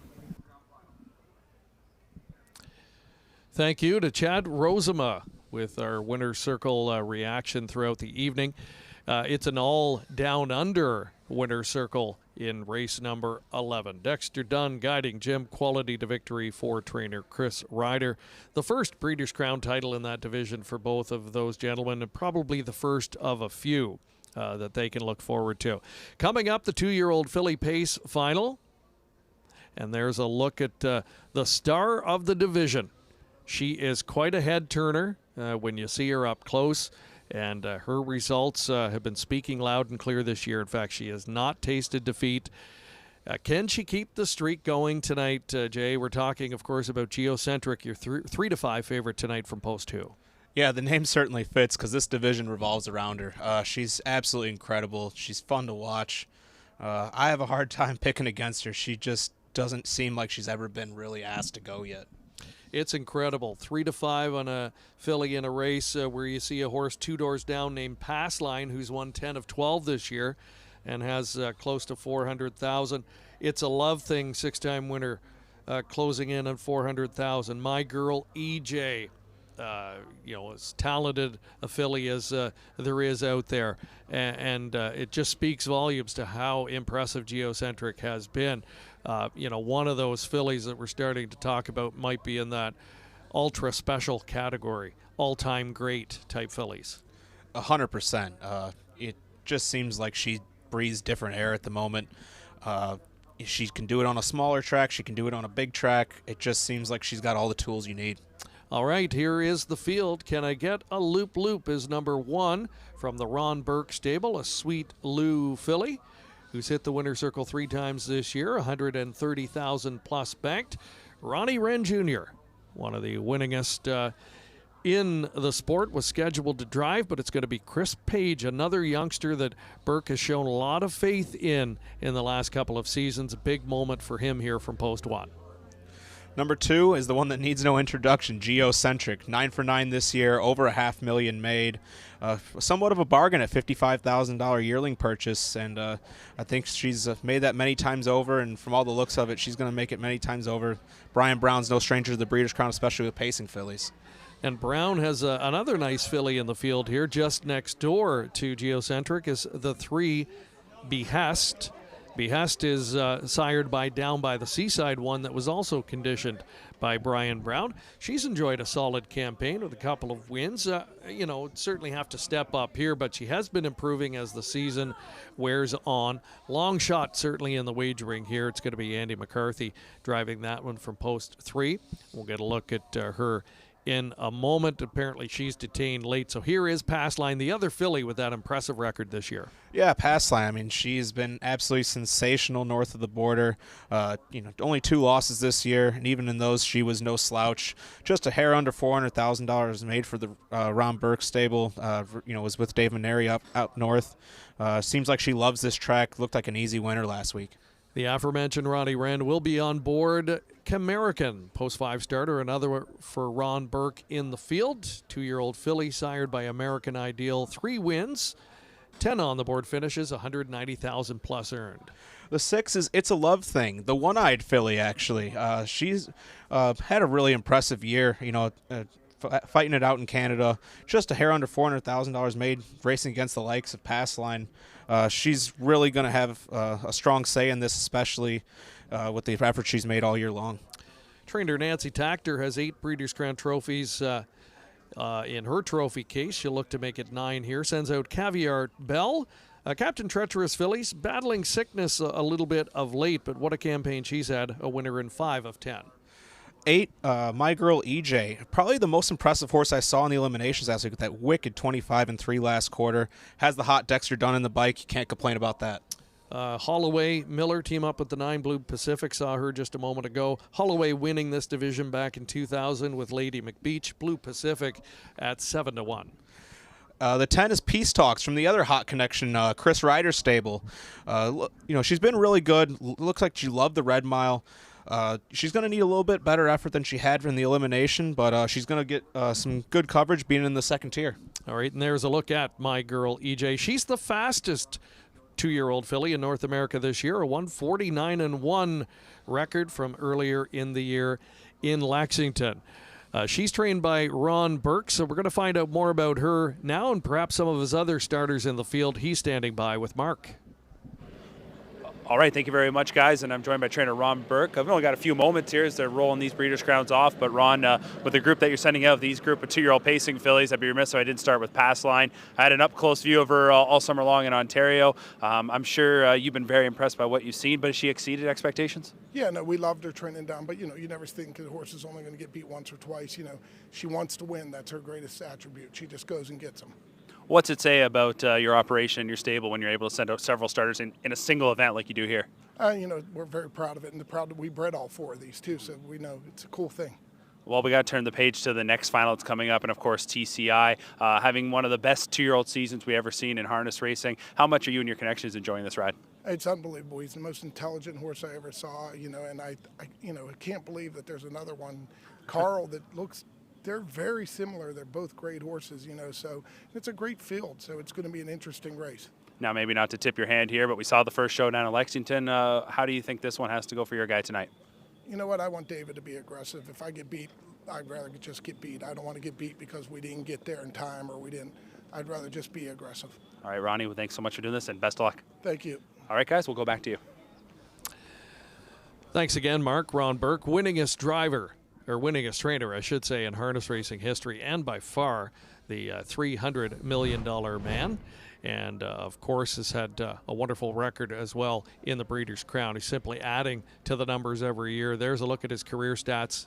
Incomparable, 14,500 plus wins, $320 million now in purses, 18 Breeders' Crown trophies to his credit, or 13, I should say, as an owner, 18 on the training side, second in both categories. So as time goes on, he's just simply adding to what are already, almost insurmountable numbers for others. I mean, they're staggering. That's the only way to describe them. To do the operation he has is just unmatched by anybody else. All right, time once again to join Heather Vitale with some happy connections. Yes, actually, I've got a little girl power happening right now. I have Nicola Ryder, who is the wife of winning trainer Chris Ryder. And we want to talk about now, this is a first crop of Captain Crunch. And Chris really likes the Captain Crunches, right? Yes, he had 3 of them training down. He liked them all. They were all good out on the track. 2 of them are racing well, and the other one we turned out, and we're hoping she'll come back well as a 3-year-old. Now, Nicola and Chris are from New Zealand, and there's really a big entourage, like a big New Zealand group here at Breeders' Crown, because this is such a fantastic weekend. Yes! So what is this all about? Well, I think there's 10 or 12 of them here, and down under they really follow the North American racing. It's on their televisions. Down there it's Saturday morning, so they can watch it. And I think even like Dexter's dad probably watched the race on TV in New Zealand. So it's popular. They follow it. It's awesome. You have a horse in this next race, right? Long shot. Peace Talks. Yes, Peace Talks. I see she's 99-1, but she has the 10-hole, the trailing position, so she's in with a chance. All right. Guys, back to you. We're partying it up here. I hope you're having a great time, too. Yes, things are really heating up in the Diamond Creek Winners Lounge tonight. Congratulations to the connections. Great to hear from the other half of Chris Ryder, a very well-spoken lady. And, just happy to be here, of course, with a win, and happy to be in this upcoming contest, although admittedly it's going to be a tall order at 99-1. Yeah, I know she's 99-1, but after you just saw the last one, you think a couple people just take a shot just on the connections alone. The trailing position can sometimes suck you up into a good position you'd never expect to be in anywhere else. And Chris has won this division back in 2021 with the great Nikki Hill. Todd McCarthy will be in the driver's seat here. There's Geocentric at 1-5. Realistically, are there any chinks in her armor? Is there anything at all that gives you hope someone else could jump up and upset? The only thing I could think of is if somebody really got aggressive and just kept challenging her throughout the whole mile. It would take an absolutely superior effort to overcome that, but not everybody wants to be the sacrificial lamb to challenge her the whole time. So pass line from the Burke stable. She's been a winning machine this year, 10 for 12 on the year coming in. She was an elimination winner. And my girl, EJ, this is a highly talented filly. I think she's a big factor here for Dexter Dunn as well. There could be some fireworks in this filly pace final. Purse here, a record equaling $700,000. The stakes record in the event, 150-2. JK She's a Lady back in 2014. Again, we've got the weather and track conditions to potentially challenge that record here tonight. We're going to find out who the champion is moments from now. The starting gate rolling for the rookie filly pacers in the Breeders' Crown. Mike Chamberlain with your race call next. 2-year-old filly pacers lining up behind the Diamond Creek starting gate. Geocentric 1-2, trying to keep that perfect record intact. 9-2 on pass line. Here they come.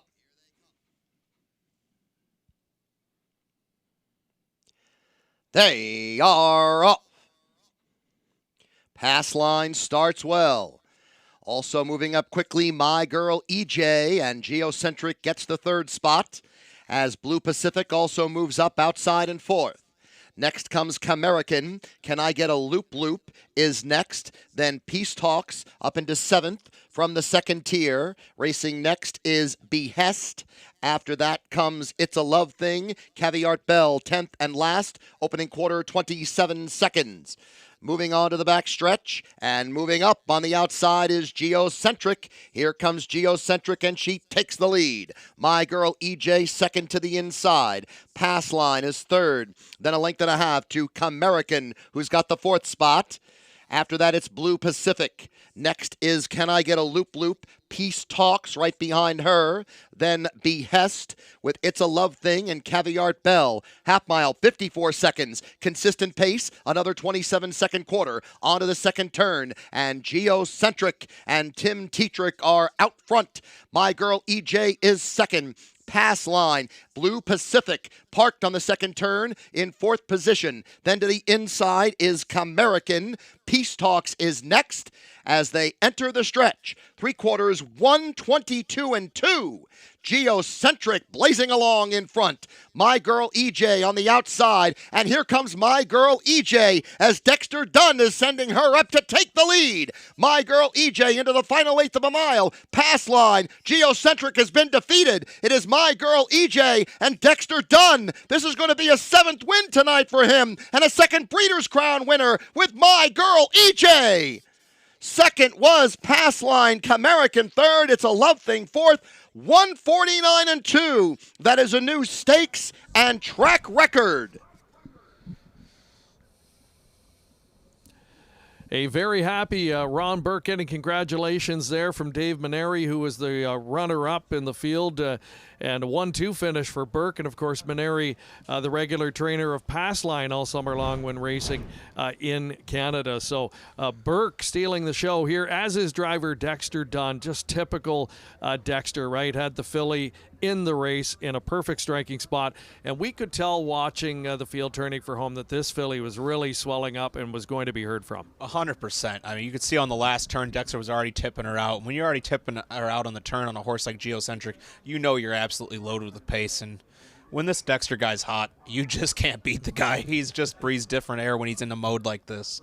So that is a track record. It's a stakes record, 149.2. Lowers it substantially. Takes a full second off the previous mark of 150.2. So My Girl EJ hinting coming in that this was a filly on the rise and maybe one of the very best in North America. Another big winning credit for stallion Sweet Lou, who continues to build on his impressive resume, not only from his time on the racetrack, but now in the stallion shed. And Dexter Dunn, past winner in this division with Nicky Hill and Firestart Hanover, adds a third with My Girl EJ. Thrilling edition of the 2-year-old filly pace here.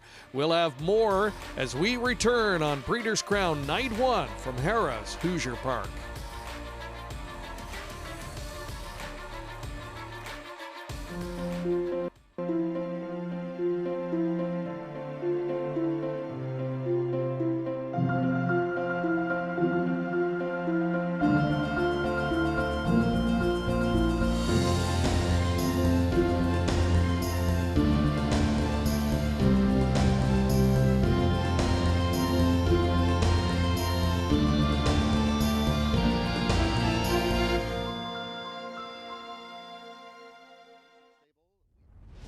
Harness Racing Update is the sport's most comprehensive and timely news source. HRU covers the sport from all angles with news, features, photography, opinion, and analysis of racing.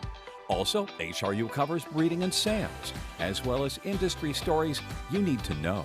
It's all delivered by a deep, diverse, and talented team of writers and photographers. And the best news is that it's free to subscribe. Subscribe to HRU today for free at harnessracingupdate.com and see what everyone is talking about.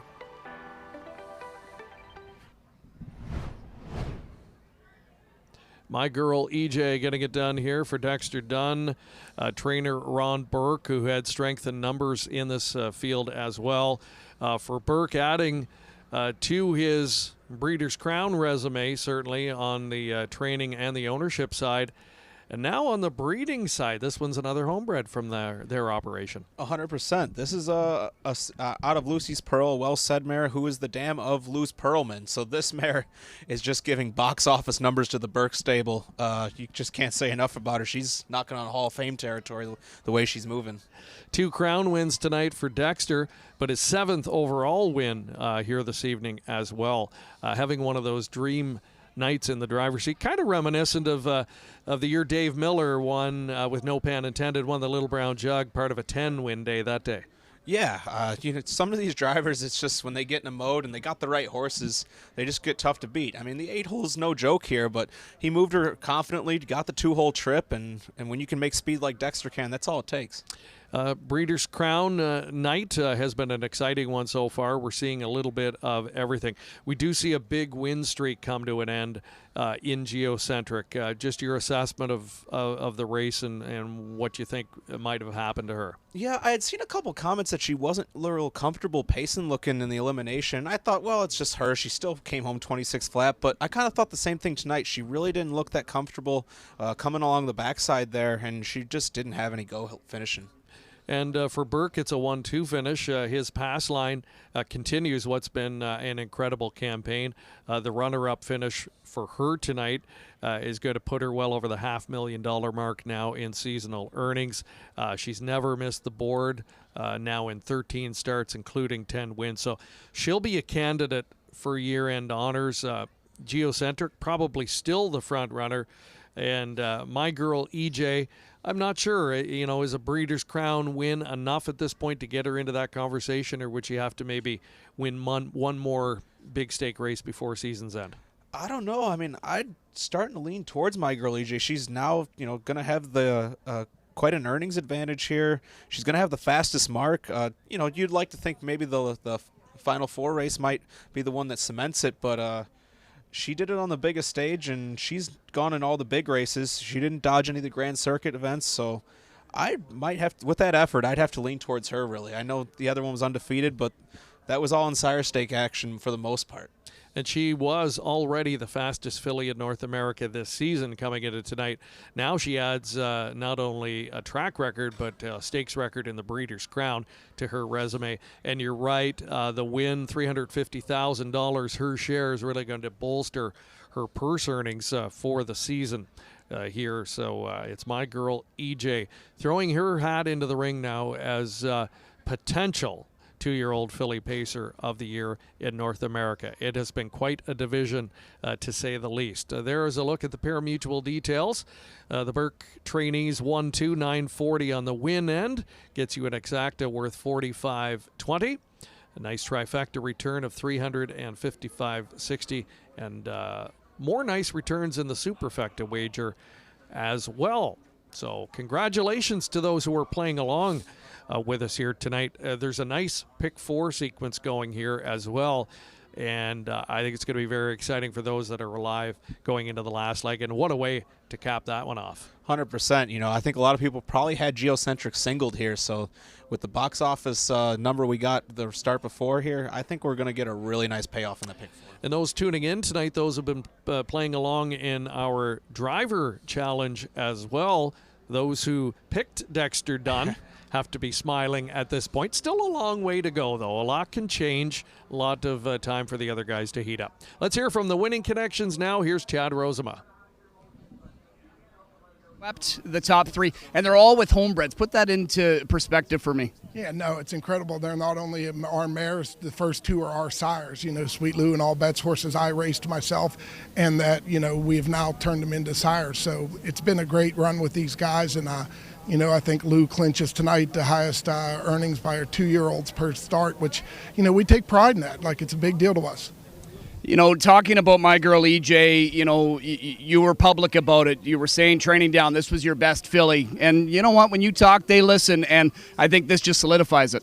Yeah, no, I mean, Geocentric's a great horse. I love her, but, I've said all along I wouldn't trade my filly for anybody. She's as good as anything. She's going to be an even better filly when she gets on small tracks next year, and she's just a top horse. Talk about the others in here. Pass line, I know she's got that one real good move. Just talk about her season as a whole. Yeah, when she got away third and the other filly got away second, that made the difference today, and Yannick did a great job with her. David Maneri's done a wonderful job with her, and all you can say about her, she wins. That filly wins. So, I was very happy. This is a full second off the stakes record, new stakes record, 49-2. Camerican right there as well. What can you say about that girl? Yeah, she was great, and that's a nice filly. Camille was, it's her first really top horse, and Camille was a great horse. She was the best mare of the 3, so that, finally starting to see some, some money from her as a broodmare.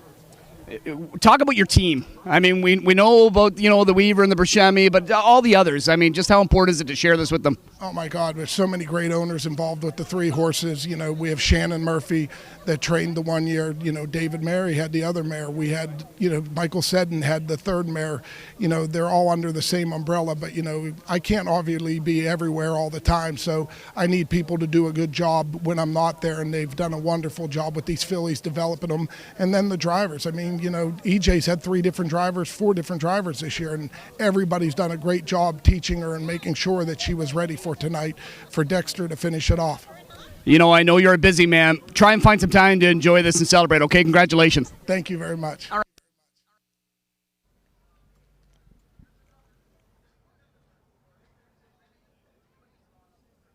It just worked out exactly how you would have planned it. Yeah, we had to use her from a wide draw, but she's been in such great form, and her elimination last week was super. So, I think everyone in that race would want to be following Timmy, and that was our game plan and my game plan, and we got the right trip. Yeah, you know what? And Timmy's filly, as we know, she's awesome, and I'm sure she's going to bounce back here. But after last week and how your filly was gaining, you had to feel real confident. You had a big shot with the right trip. Yeah, definitely. I didn't know if I could beat her because Jess Hendricks has been so awesome this year. So, but I knew I had a chance from her, the way she was been racing. So, that's the way horse racing goes. If you get the right horse on the right night, and she turns up, and she certainly turned up tonight. This has been a pretty new relationship too. You driving for Team Berg. It's working out okay, isn't it? Yeah, one of my first big wins when I first got over here was for Ronnie. It was actually in Canada at the at Flamborough there. And, he's using me a little bit here and there, so it's always good to jump on one of his horses. Nice job, Dex. Yep, thanks, Rob. All right, Team Burke, Dexter Dunn with a double and a sweep of the 2-year-old filly Breeders' Crown. It is led by my girl EJ as she sets a new stakes record, 149-2. Hi, I'm Nifty Norman. I'm a standardbred trainer based here at Ketchum Farm in Allentown, New Jersey. I have a stable of around 60 horses, and we use polyglycan pretty much exclusively on all of them. I'm Dr. Steve Dye, a standardbred veterinarian from New Jersey, Dye Equine Vets, and primarily I do most of Richard's vet work. And we use polyglycan extensively to maintain joint health, and polyglycan is a big part of this process for us. Bella Bellini is probably the best horse I have, and probably the best horse I've ever had. She is relatively high maintenance and has raced hard for the last 2 years. In that 2 years, she's basically won $1 million each year, and polyglycan's been a big part of keeping her sound and healthy. Polyglycan is restricted to use by or on the order of a licensed veterinarian. Welcome back to the paddock location at Harrah's Hoosier Park. Coming up to the finale in our quartet of Breeders' Crown Championships this evening for the 2-year-olds. And what a show they have put on for us so far here this evening. We've got really beautiful track and weather conditions tonight, and the stars are getting their chance to shine. And what a showdown we have coming up here in the finale. Have we saved the best for last? Well, perhaps when you look at Carl and TCI going head-to-head, and a great supporting cast in the field here as well. So we'll take this time to ask our viewers tuning in tonight, to several of them across our various platforms, who is it going to be? Who's going to win the showdown? Will it be Carl or TCI, or is it going to be someone else knocking them both off tonight? Because we have seen some upsets. It's a night, Jay, where truly anything can happen. 100%. We've seen the best of the best, and we've seen the best get beat. Here we have the 2 heavyweight battles. You'd have a hard time picking against them, but as we've seen before, you can look good all year and you can get beat tonight. So we will get a look at the field heading out from the paddock location for the final time tonight in our Breeders' Crown coverage. And the betting board suggesting that TCI is going to be able to put an exclamation point on what has been an outstanding season to date. The stakes record in this division, 152-4, established right here at Hoosier Park in 2020. It was On a Streak winning that year.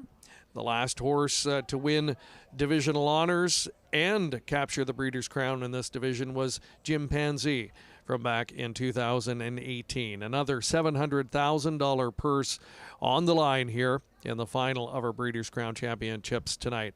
There's Ronnie Burke, all smiles, a 1-2-3 finish in the Philly Pace final, and you've got TCI to come right back with here. It's a good time to be Ronnie Burke. You aren't lying. You can't write it up any better than that. Finished 1-2-3 in a Breeders' Crown. People would write about that forever. That might just be a small chapter in Ronnie Burke's whole story. Let's meet the field on Post Parade, led by Carl. Yannick Gingras teaming up here with trainer Nancy Tactor. And this one, a son of Tactical Landing, who is a good one for Team Tactor and has been making his mark in the Stallion Shed as well. He's a 6-time winner in 7 this year, dominated in his elimination a week ago. He's the fastest in this division as well in 2023. The 2 is Private Access from the Luke Blay barn. Definitely a long shot on the board. You know, he's lightly raced this year, only 25,000 made, but he was really, really impressive in that elimination, winning gate to wire. You're going to have to step it up against the 2 heavyweights, but you can't complain with his effort last week. Okay, Swanstead will be in the driver's seat. He also trains number 3, Mr. Bluebird. He's looking for his second crown trophy this evening. He was a winner in the International Stallion Stakes at Lexington 2-back, runner-up in his elimination a week ago, and currently a long shot, though, at 53-1. The 4 is Security Protected from the Melander stable. $250,000 winner this year, 4 wins. Timmy Cheetrick in the bike definitely never hurts. Wasn't quite as strong as you would hope in the elimination, but he was red hot at Red Mile. 4-hole is a really good spot here. Could have a lot to say. Number 5 in the field, TCI for Ronnie Burke. Burke won this division back in 2015 with Southwind Frank. TCI has won 10 of his 11 starts this year, including that heroic comeback win after a break at the start of the Mohawk Million. Dave Miller, the regular pilot on board, he's your 4-5 favorite. 6 is Greenspan, son of Greenshoe. Jimmy Campbell is no stranger to pulling the upset in a Breeders' Crown. He's done it here before, stand between your toes. This colt, he looked pretty good. Had a really sharp 27-1 last quarter last week. Could be a player. One of the hometown hopefuls, Post 7 starter Dashing Danny, trained by Jeff Cullifer, gelded son of Dover Dan, will have Kyle Wilfong in the driver's seat. This guy has won 9 of 16 on the season. The 8 is Wild Ticket, son of Chapter 7, the second one from the Melander barn.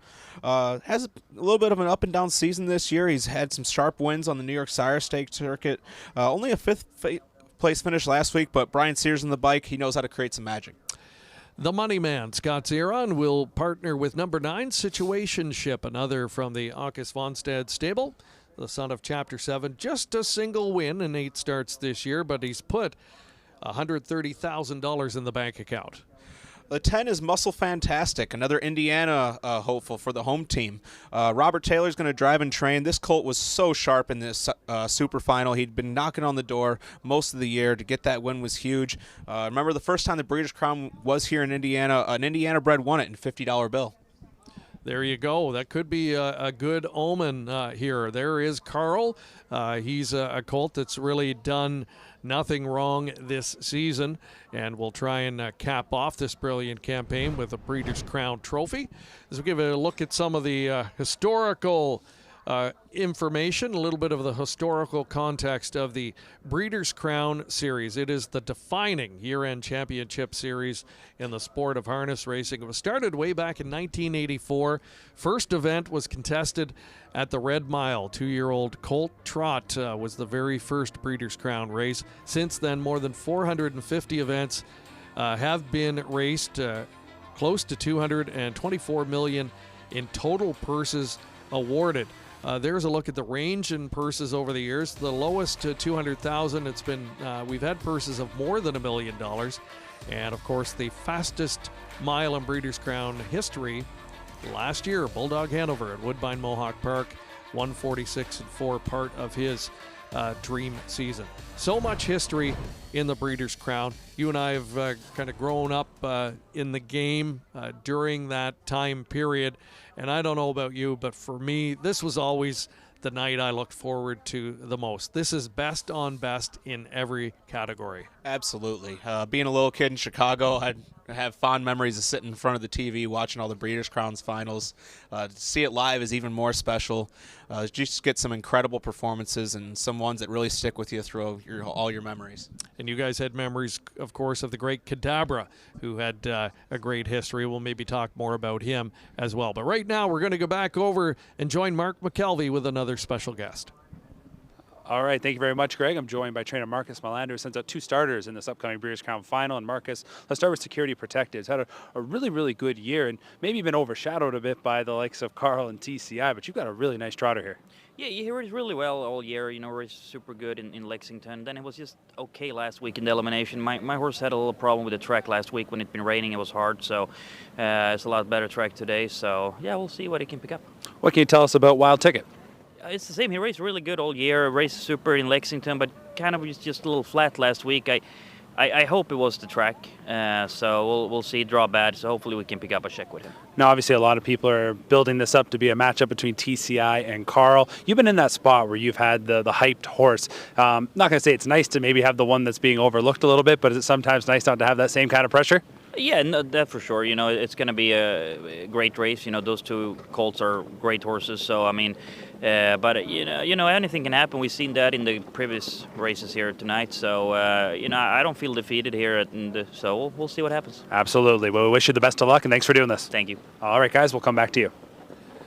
Thank you again, Mark. Marcus Thanks, Melander, still a relatively young guy, but he has made his mark in America, and he's going to be a name that we are just going to see year after year after year in the sports majors, especially for trotters races like the Hambletonian and, of course, the Breeders' Crown. Once again, we're going to head back into our Diamond Creek Winners Lounge. Here's Heather with more special guests. Definitely a huge party here for my girl EJ. Yes.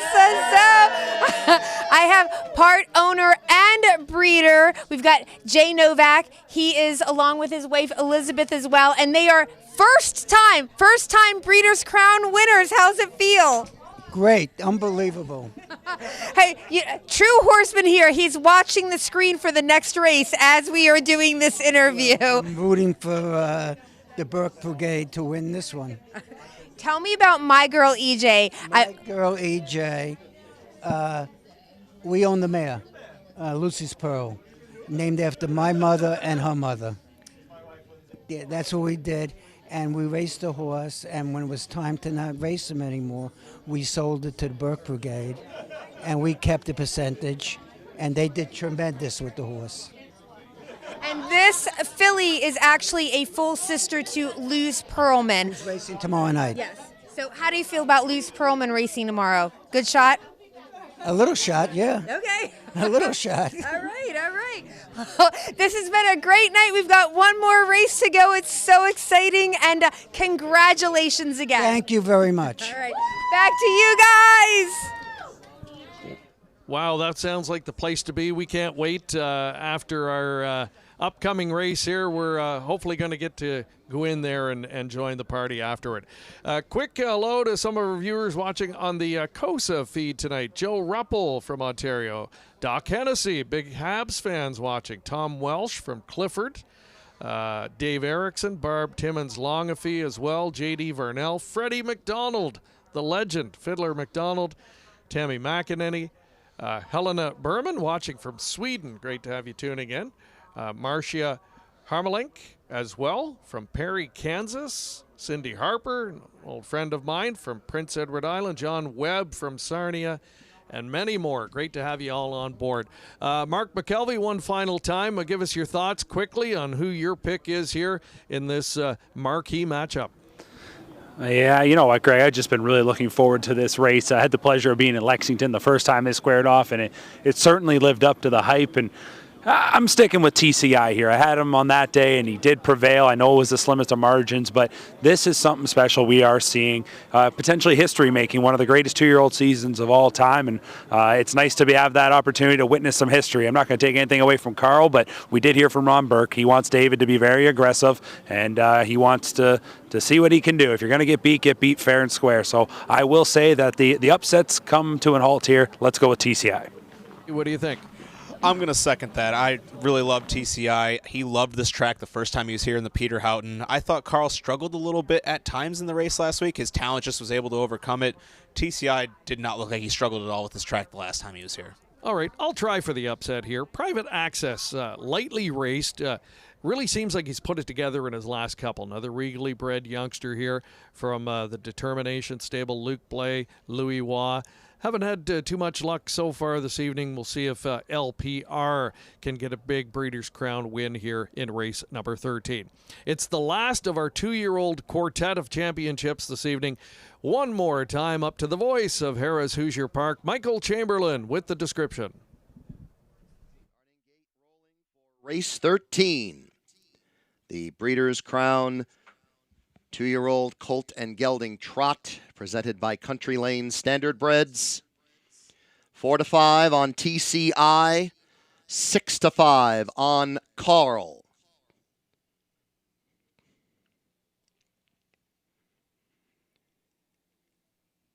Here they come. They are up. Security Protected started well and goes up to grab the early lead. Mr. Bluebird, there goes TCI, and TCI glides right up now and takes the lead. Security Protected second. Mr. Bluebird is third. Carl came away fourth. Private Access is next, fifth. Muscle Fantastic is into sixth. After that, it's Greenspan, then Dashing Danny with Wild Ticket and Situationship 10th and last after a first quarter of 26-4. TCI is the leader. Pocketed second is Security Protected. Carl is not going to wait. Here comes Carl up from the fourth position, now moving up to challenge TCI, and the two of them are right together. Carl goes on to take the lead. TCI back to second as the field comes to the half-mile mark in 56-1. Moving to that second turn, Carl has taken the lead. TCI is second. Security Protected, followed by Muscle Fantastic, who's up on the outside. Then Mr. Bluebird to the inside with Private Access and Greenspan. Then Dashing Danny, Wild Ticket, and Situationship. As they approach the top of the stretch, it's Carl. TCI is second. Security Protected third. Head of the stretch, headed for home. 3/4, 125. Carl is in front. TCI angles out, and this is what we wanted. The two fabulous freshman trotters, 1-2, coming into the final eighth of a mile. Carl is in front and pulling away. Carl now in front by 3. TCI is second, and Security Protected back in third. It is Carl who is a dominant victor tonight, winning with Yannick Gingras in 151-4. TCI second. Third was Security Protected. Private Access fourth. And again that time, 151-4. That is a stakes record and a track record. Another powerhouse performance here in our final Breeders' Crown Championship of the night. Carl with a stakes and track record performance. Was the matchup we were waiting for, Bob Hayden, at Carl in 51-4. We're wondering if TCI would be able to threaten and take a run at the leader, but he was losing ground, and when you see 26-4 final quarter, we understand why. Absolutely. Carl was just really impressive tonight. I thought he was really leaning into the head pull last week. He looked a lot straighter last week. He's not like the flashiest going thing to me because it looks like he hits a little bit, but man, just the wicked speed that he has, nobody can match it.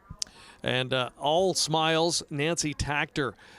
Tactical Landing has another offspring hitting the winner's circle in a top stakes event here. Carl, what a magical season he has put together. He's now 7 for 8 and the fastest in North America this season. Certainly showing tonight or proving that that was no fluke. Interesting, the late shift in the odds too. He took the late money, the public all over him to the tune of 3-5, and they had it right. He was the best. TCI simply second best on this night. 100%. You know, he had every opportunity to beat him, but Carl's speed just could not be matched tonight. I was just really impressed to put a mile like that in tonight. It just speaks to what we have to see from him for the future and of now. Making his way back into the Hoosier Park winner's enclosure, and we will hear from the winning connections of our 13th race when we return. The racing is fast and exciting at the picturesque Woodbine and Woodbine Mohawk Park racetracks in Ontario, Canada. Woodbine Standardbred, home of the Pepsi North America Cup, a summer classic. Pebble Beach in Iran. And Woodbine Thoroughbred, home of the historic King's Plate. But the mighty filly has devastated them. Full fields, exotic wagers, iconic events. Play Woodbine Thoroughbred and Woodbine Standardbred today at your favorite wagering location. As the industry's leading sales agency, Preferred Equine's new online sales portal, Preferred Equine Online, offers the best online service available. Developed by our experienced sales team, the powerful new platform with cutting-edge technology makes buying and selling easy from the comfort of your home or office over any device. Our experienced sales team offers full customer service for buyers and sellers as it relates to the collection, distribution, and transfer of the horses offered. Sellers can enter a horse as easily as 123 with a searchable database while allowing comments, photos, and other documents. Buyers can view live pedigrees, past performances, and race videos. To view the sales schedule, create your account, or learn more, visit www.preferredequineonline.com or call our sales team at 914-773-7777. A look at Carl back in the winner's enclosure, fresh off of his stakes and track record performance of 151-4, shaving a full second off the previous stakes record of 152-4, leaving no doubt tonight that he was the best in this championship final. For Yannick Gingras, his fourth win in this particular division. He had quite a string going back in 2013. Winner with Father Patrick, came back the next year with Pinkman, and the very next season with Southwind Frank.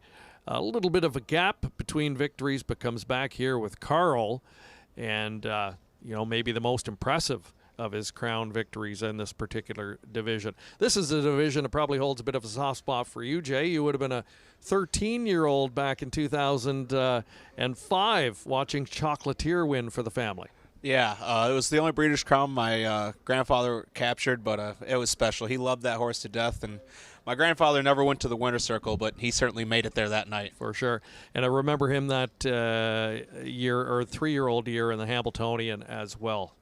He was great in the Hambletonian, with a bit of luck, very well could have been the Hambletonian champion. He was a great one for sure. And so many great Breeders' Crown memories that we all have. And for the connections of Carl, this is certainly going to be right up there. I would say one of the more impressive individual efforts we've seen in a number of years. I mean, he manhandled a very talented group. Yeah, I mean, how often are you going to be able to just absolutely blow the doors off a 2-year-old colt that's made $1 million? And that's exactly what he did tonight. He truly cemented himself as the top colt, in my opinion. Do you think for a colt like TCI, now tonight was start number 12. He's had some tough trips. I mean, look at the race he went in the Mohawk Million. We're not trying to make an excuse or take anything away from Carl, but, maybe TCI is getting to a point in the season where he's getting a little bit tired. What do you think? I think you're absolutely right. I've always said I really don't like pushing a 2-year-old past 12 starts. He's at his 12th start here. It's a long season, and I don't think there's been a 2-year-old in America that's put the miles in a trailer that TCI has this year. So for all of our viewers watching tonight, let us know who you think was the most impressive of our 4 winners here this evening. And we are just getting started. Don't forget, we're going to be back with full coverage again tomorrow night, beginning at 9 o'clock.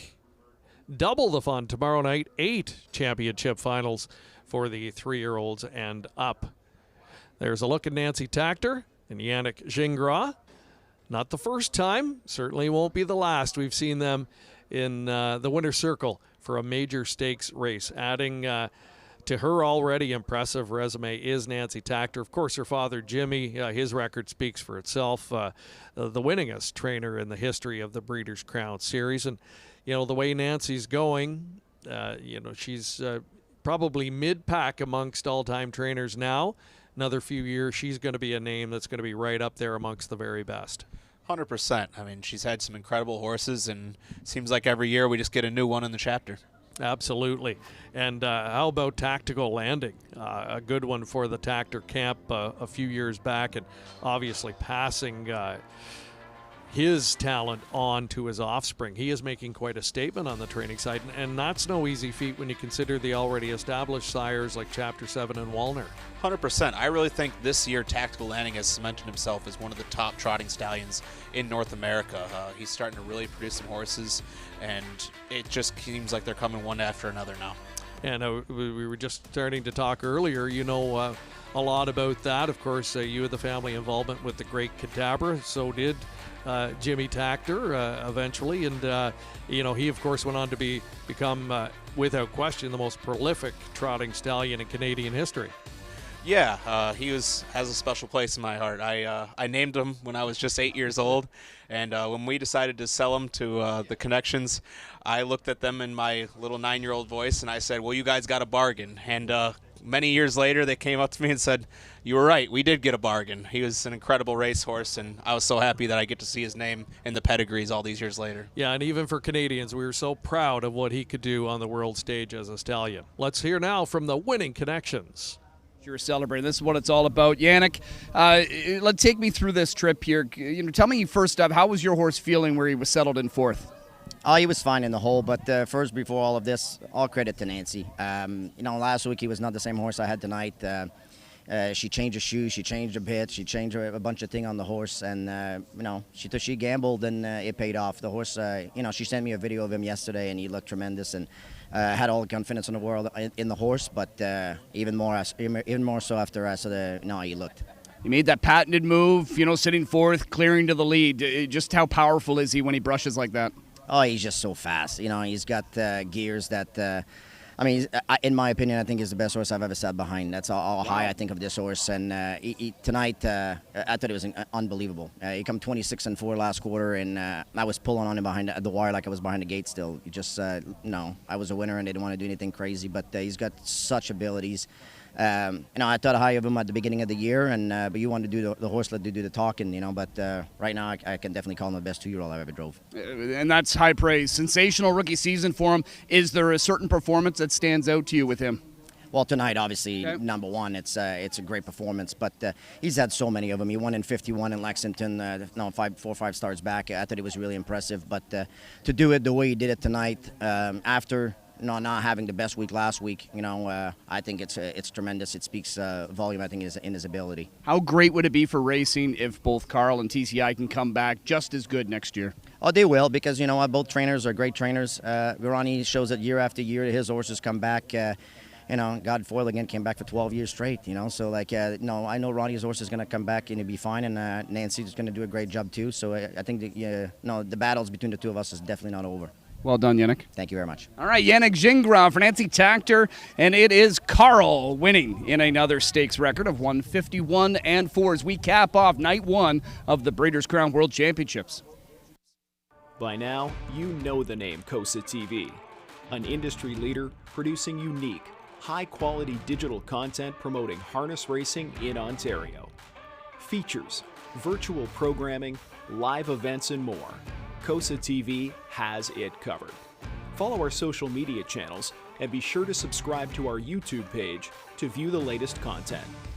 And if you're looking to bet your favorite Ontario track, check out hpibet.com. COSA-TV, taking Ontario racing global.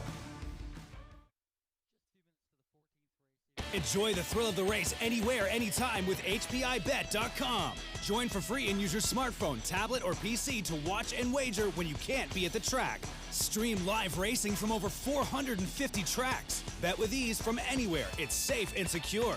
Get rewards, race alerts, tips, and more. For a limited time, get $100 when you become a member. Plus, 1 month free live race streaming, and your first bet is on us.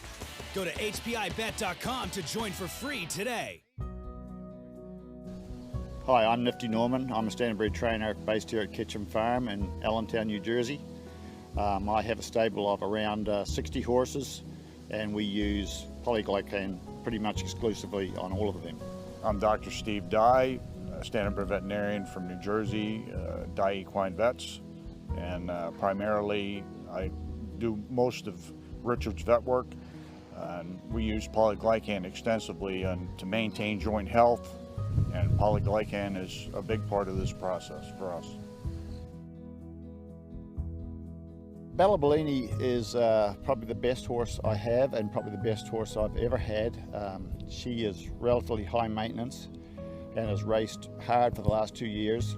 In that 2 years, she's basically won $1 million each year, and polyglycan's been a big part of keeping her sound and healthy. Polyglycan is restricted to use by or on the order of a licensed veterinarian. And welcome back. We are just outside the winner's circle at Harrah's Hoosier Park in Anderson, Indiana. What a night one it has been. We had the weather to really make it comfortable and exciting, and a level playing field for the Stars to show what they can do. And boy, have they shown up in a big way. Absolutely. We got a little bit of everything tonight. We got the star of stars in Carl. We got the upsets. It's really special when you get a little bit of everything to go along with it, and just some really great racing. So at this point, Carl, the early favorite, safe to say, for next year's Hambletonian? If somebody else wants to make a different argument, they're going to have to do a lot of convincing on me, because that was quite the statement tonight. And amazing. A statement indeed, right? When you consider their body of work leading into tonight, I don't think there's any question TCI has had the best season overall, but just with that single win tonight, the way he did it, Carl, I think a statement is the right way to put it. Absolutely. I mean, they were so close together down in Lexington, and so you really wanted to see what would happen this night, and it wasn't close tonight. It took me by surprise. I thought we were going to have another duel down to the wire, and that just wasn't in the cards. And, of course, we now look ahead to tomorrow evening. We're going to catch up with Heather Vitale, I think, one more time in just a moment. And, in fact, I believe she is standing by with Michelle Crawford. So this is going to be fun. A couple of ladies that certainly know their way around the racetrack, and they love having a great time, and they're no strangers to celebrating big wins. So let's go over to Heather and Michelle now. Oh my gosh, this is so much fun. So, of course, Carl raced so magnificently, swelled up like a baseball player hitting a home run. How excited are you? I can't even begin to tell you how excited we all are. We've had the fan club, and Al's at home, and watching on TV, and the whole Crawford Farms team. So as a breeder, it's like surreal. And tell us about this matchup, right? Because Ava Licious actually is named for your daughter?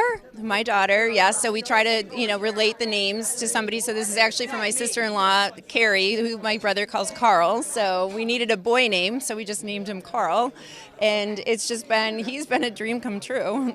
Sorry, I'm shaking. I was going to say, she has perma smile. I mean, it doesn't get any better than this. This is a breeder's crown. I know. It just is. We did it once with Ramona as a breeder, and having it happen a second time with Carl now is just amazing. And we have all these amazing owners who bought him, and Nancy too. And Yannick just came off and he said, "Wow!" And you just saw it in the stretch. I was like, "Oh my God!" I love it. Cheers to you. Cheers. All right. Thank you. Thank you so much, guys. Back to you. I hope you, Heather. Thank you. And thank you, Michelle. You could see the emotion there. I don't know about you, Jay. I'm a little bit jealous. They're in there drinking champagne and having a great time. Absolutely. I think that's where everybody wants to be, especially after a big win like that. But some champagne does sound nice right now. Hey, we had a lot of fun tonight, and we're only getting started. Tomorrow night is going to be incredible. There is a look at the 8 championship finals we will be covering. Starts with race 8, the Mare Trot. Going to wrap up with the open pace in race number 14 tomorrow evening. We will be back on the air at 9 o'clock. Jay, thank you so much for taking the time to join us tonight. I know you won't be able to tomorrow because you'll be focused on getting Ponda Warrior ready for that open pace. Just want to wish you the best of luck with him, and we hope for, first of all, a clean trip. We hope he gets some great racing luck, and then he can just show what he did like he did in the Dan Patch. Thank you so much. Thanks for having me tonight. It was really fun, and I hope you guys are featuring me a whole hell of a lot tomorrow night. Fantastic. And, what a night it's been. Congratulations to the folks here at Harrah's Hoosier Park. A great facility, wonderful event, fantastic. First night of Breeders' Crown Championships for 2023. And thank you so much for joining us this evening. Don't forget, back with you tomorrow night. We do it all over again, beginning at 9 o'clock. We'll see you then here on COSA-TV's coverage of the Breeders' Crown.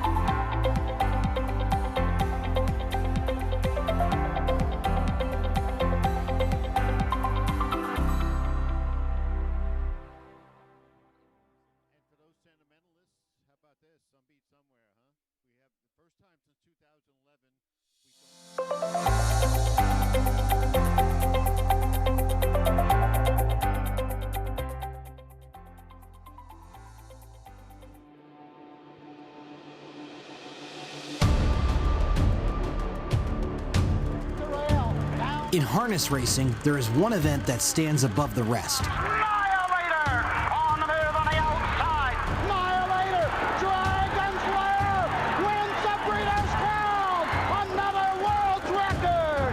Where champions are born and legends are made. Tonight, the track heats up for a weekend of showdowns. With Harrah's Hoosier Park serving as host for the third time. Outside with a short lead, down to the wire, the Breeders' Crown may have been stay hungry. It's a cavalry charge to the wire. Tall, dark stranger under attack on the inside, Cattle Wash and a host of others.